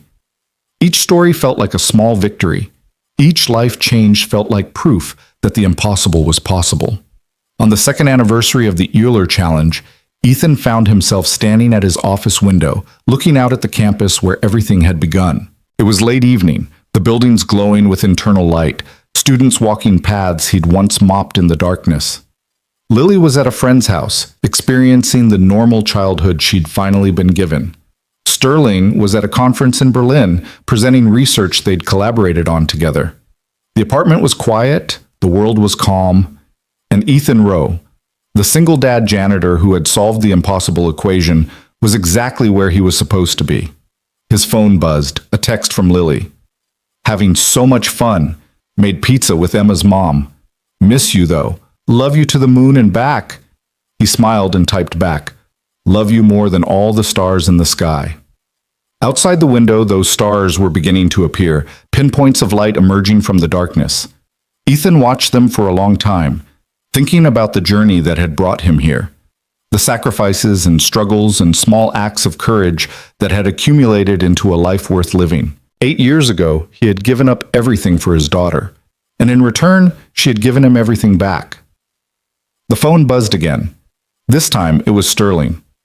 Just finished my presentation. They loved it. Our paper is generating real interest. Also, I was thinking, maybe when I get back, we could have dinner again, just the two of us this time, if you're interested. Ethan read the message 3 times, feeling something warm bloom in his chest. He typed back, "I'd like that." Then he set down the phone, picked up his chalk, and went back to work on the equations that were waiting for him. The beautiful, endless problems that would never stop calling to him, no matter how much of his life he spent trying to solve them. Outside, the night deepened. The campus settled into sleep, and Ethan Rowe, mathematician and father and former janitor, kept reaching for the stars. Some battles never end, he thought. Some dreams are worth fighting for forever. But tonight, in this moment, everything was exactly as it should be. The end.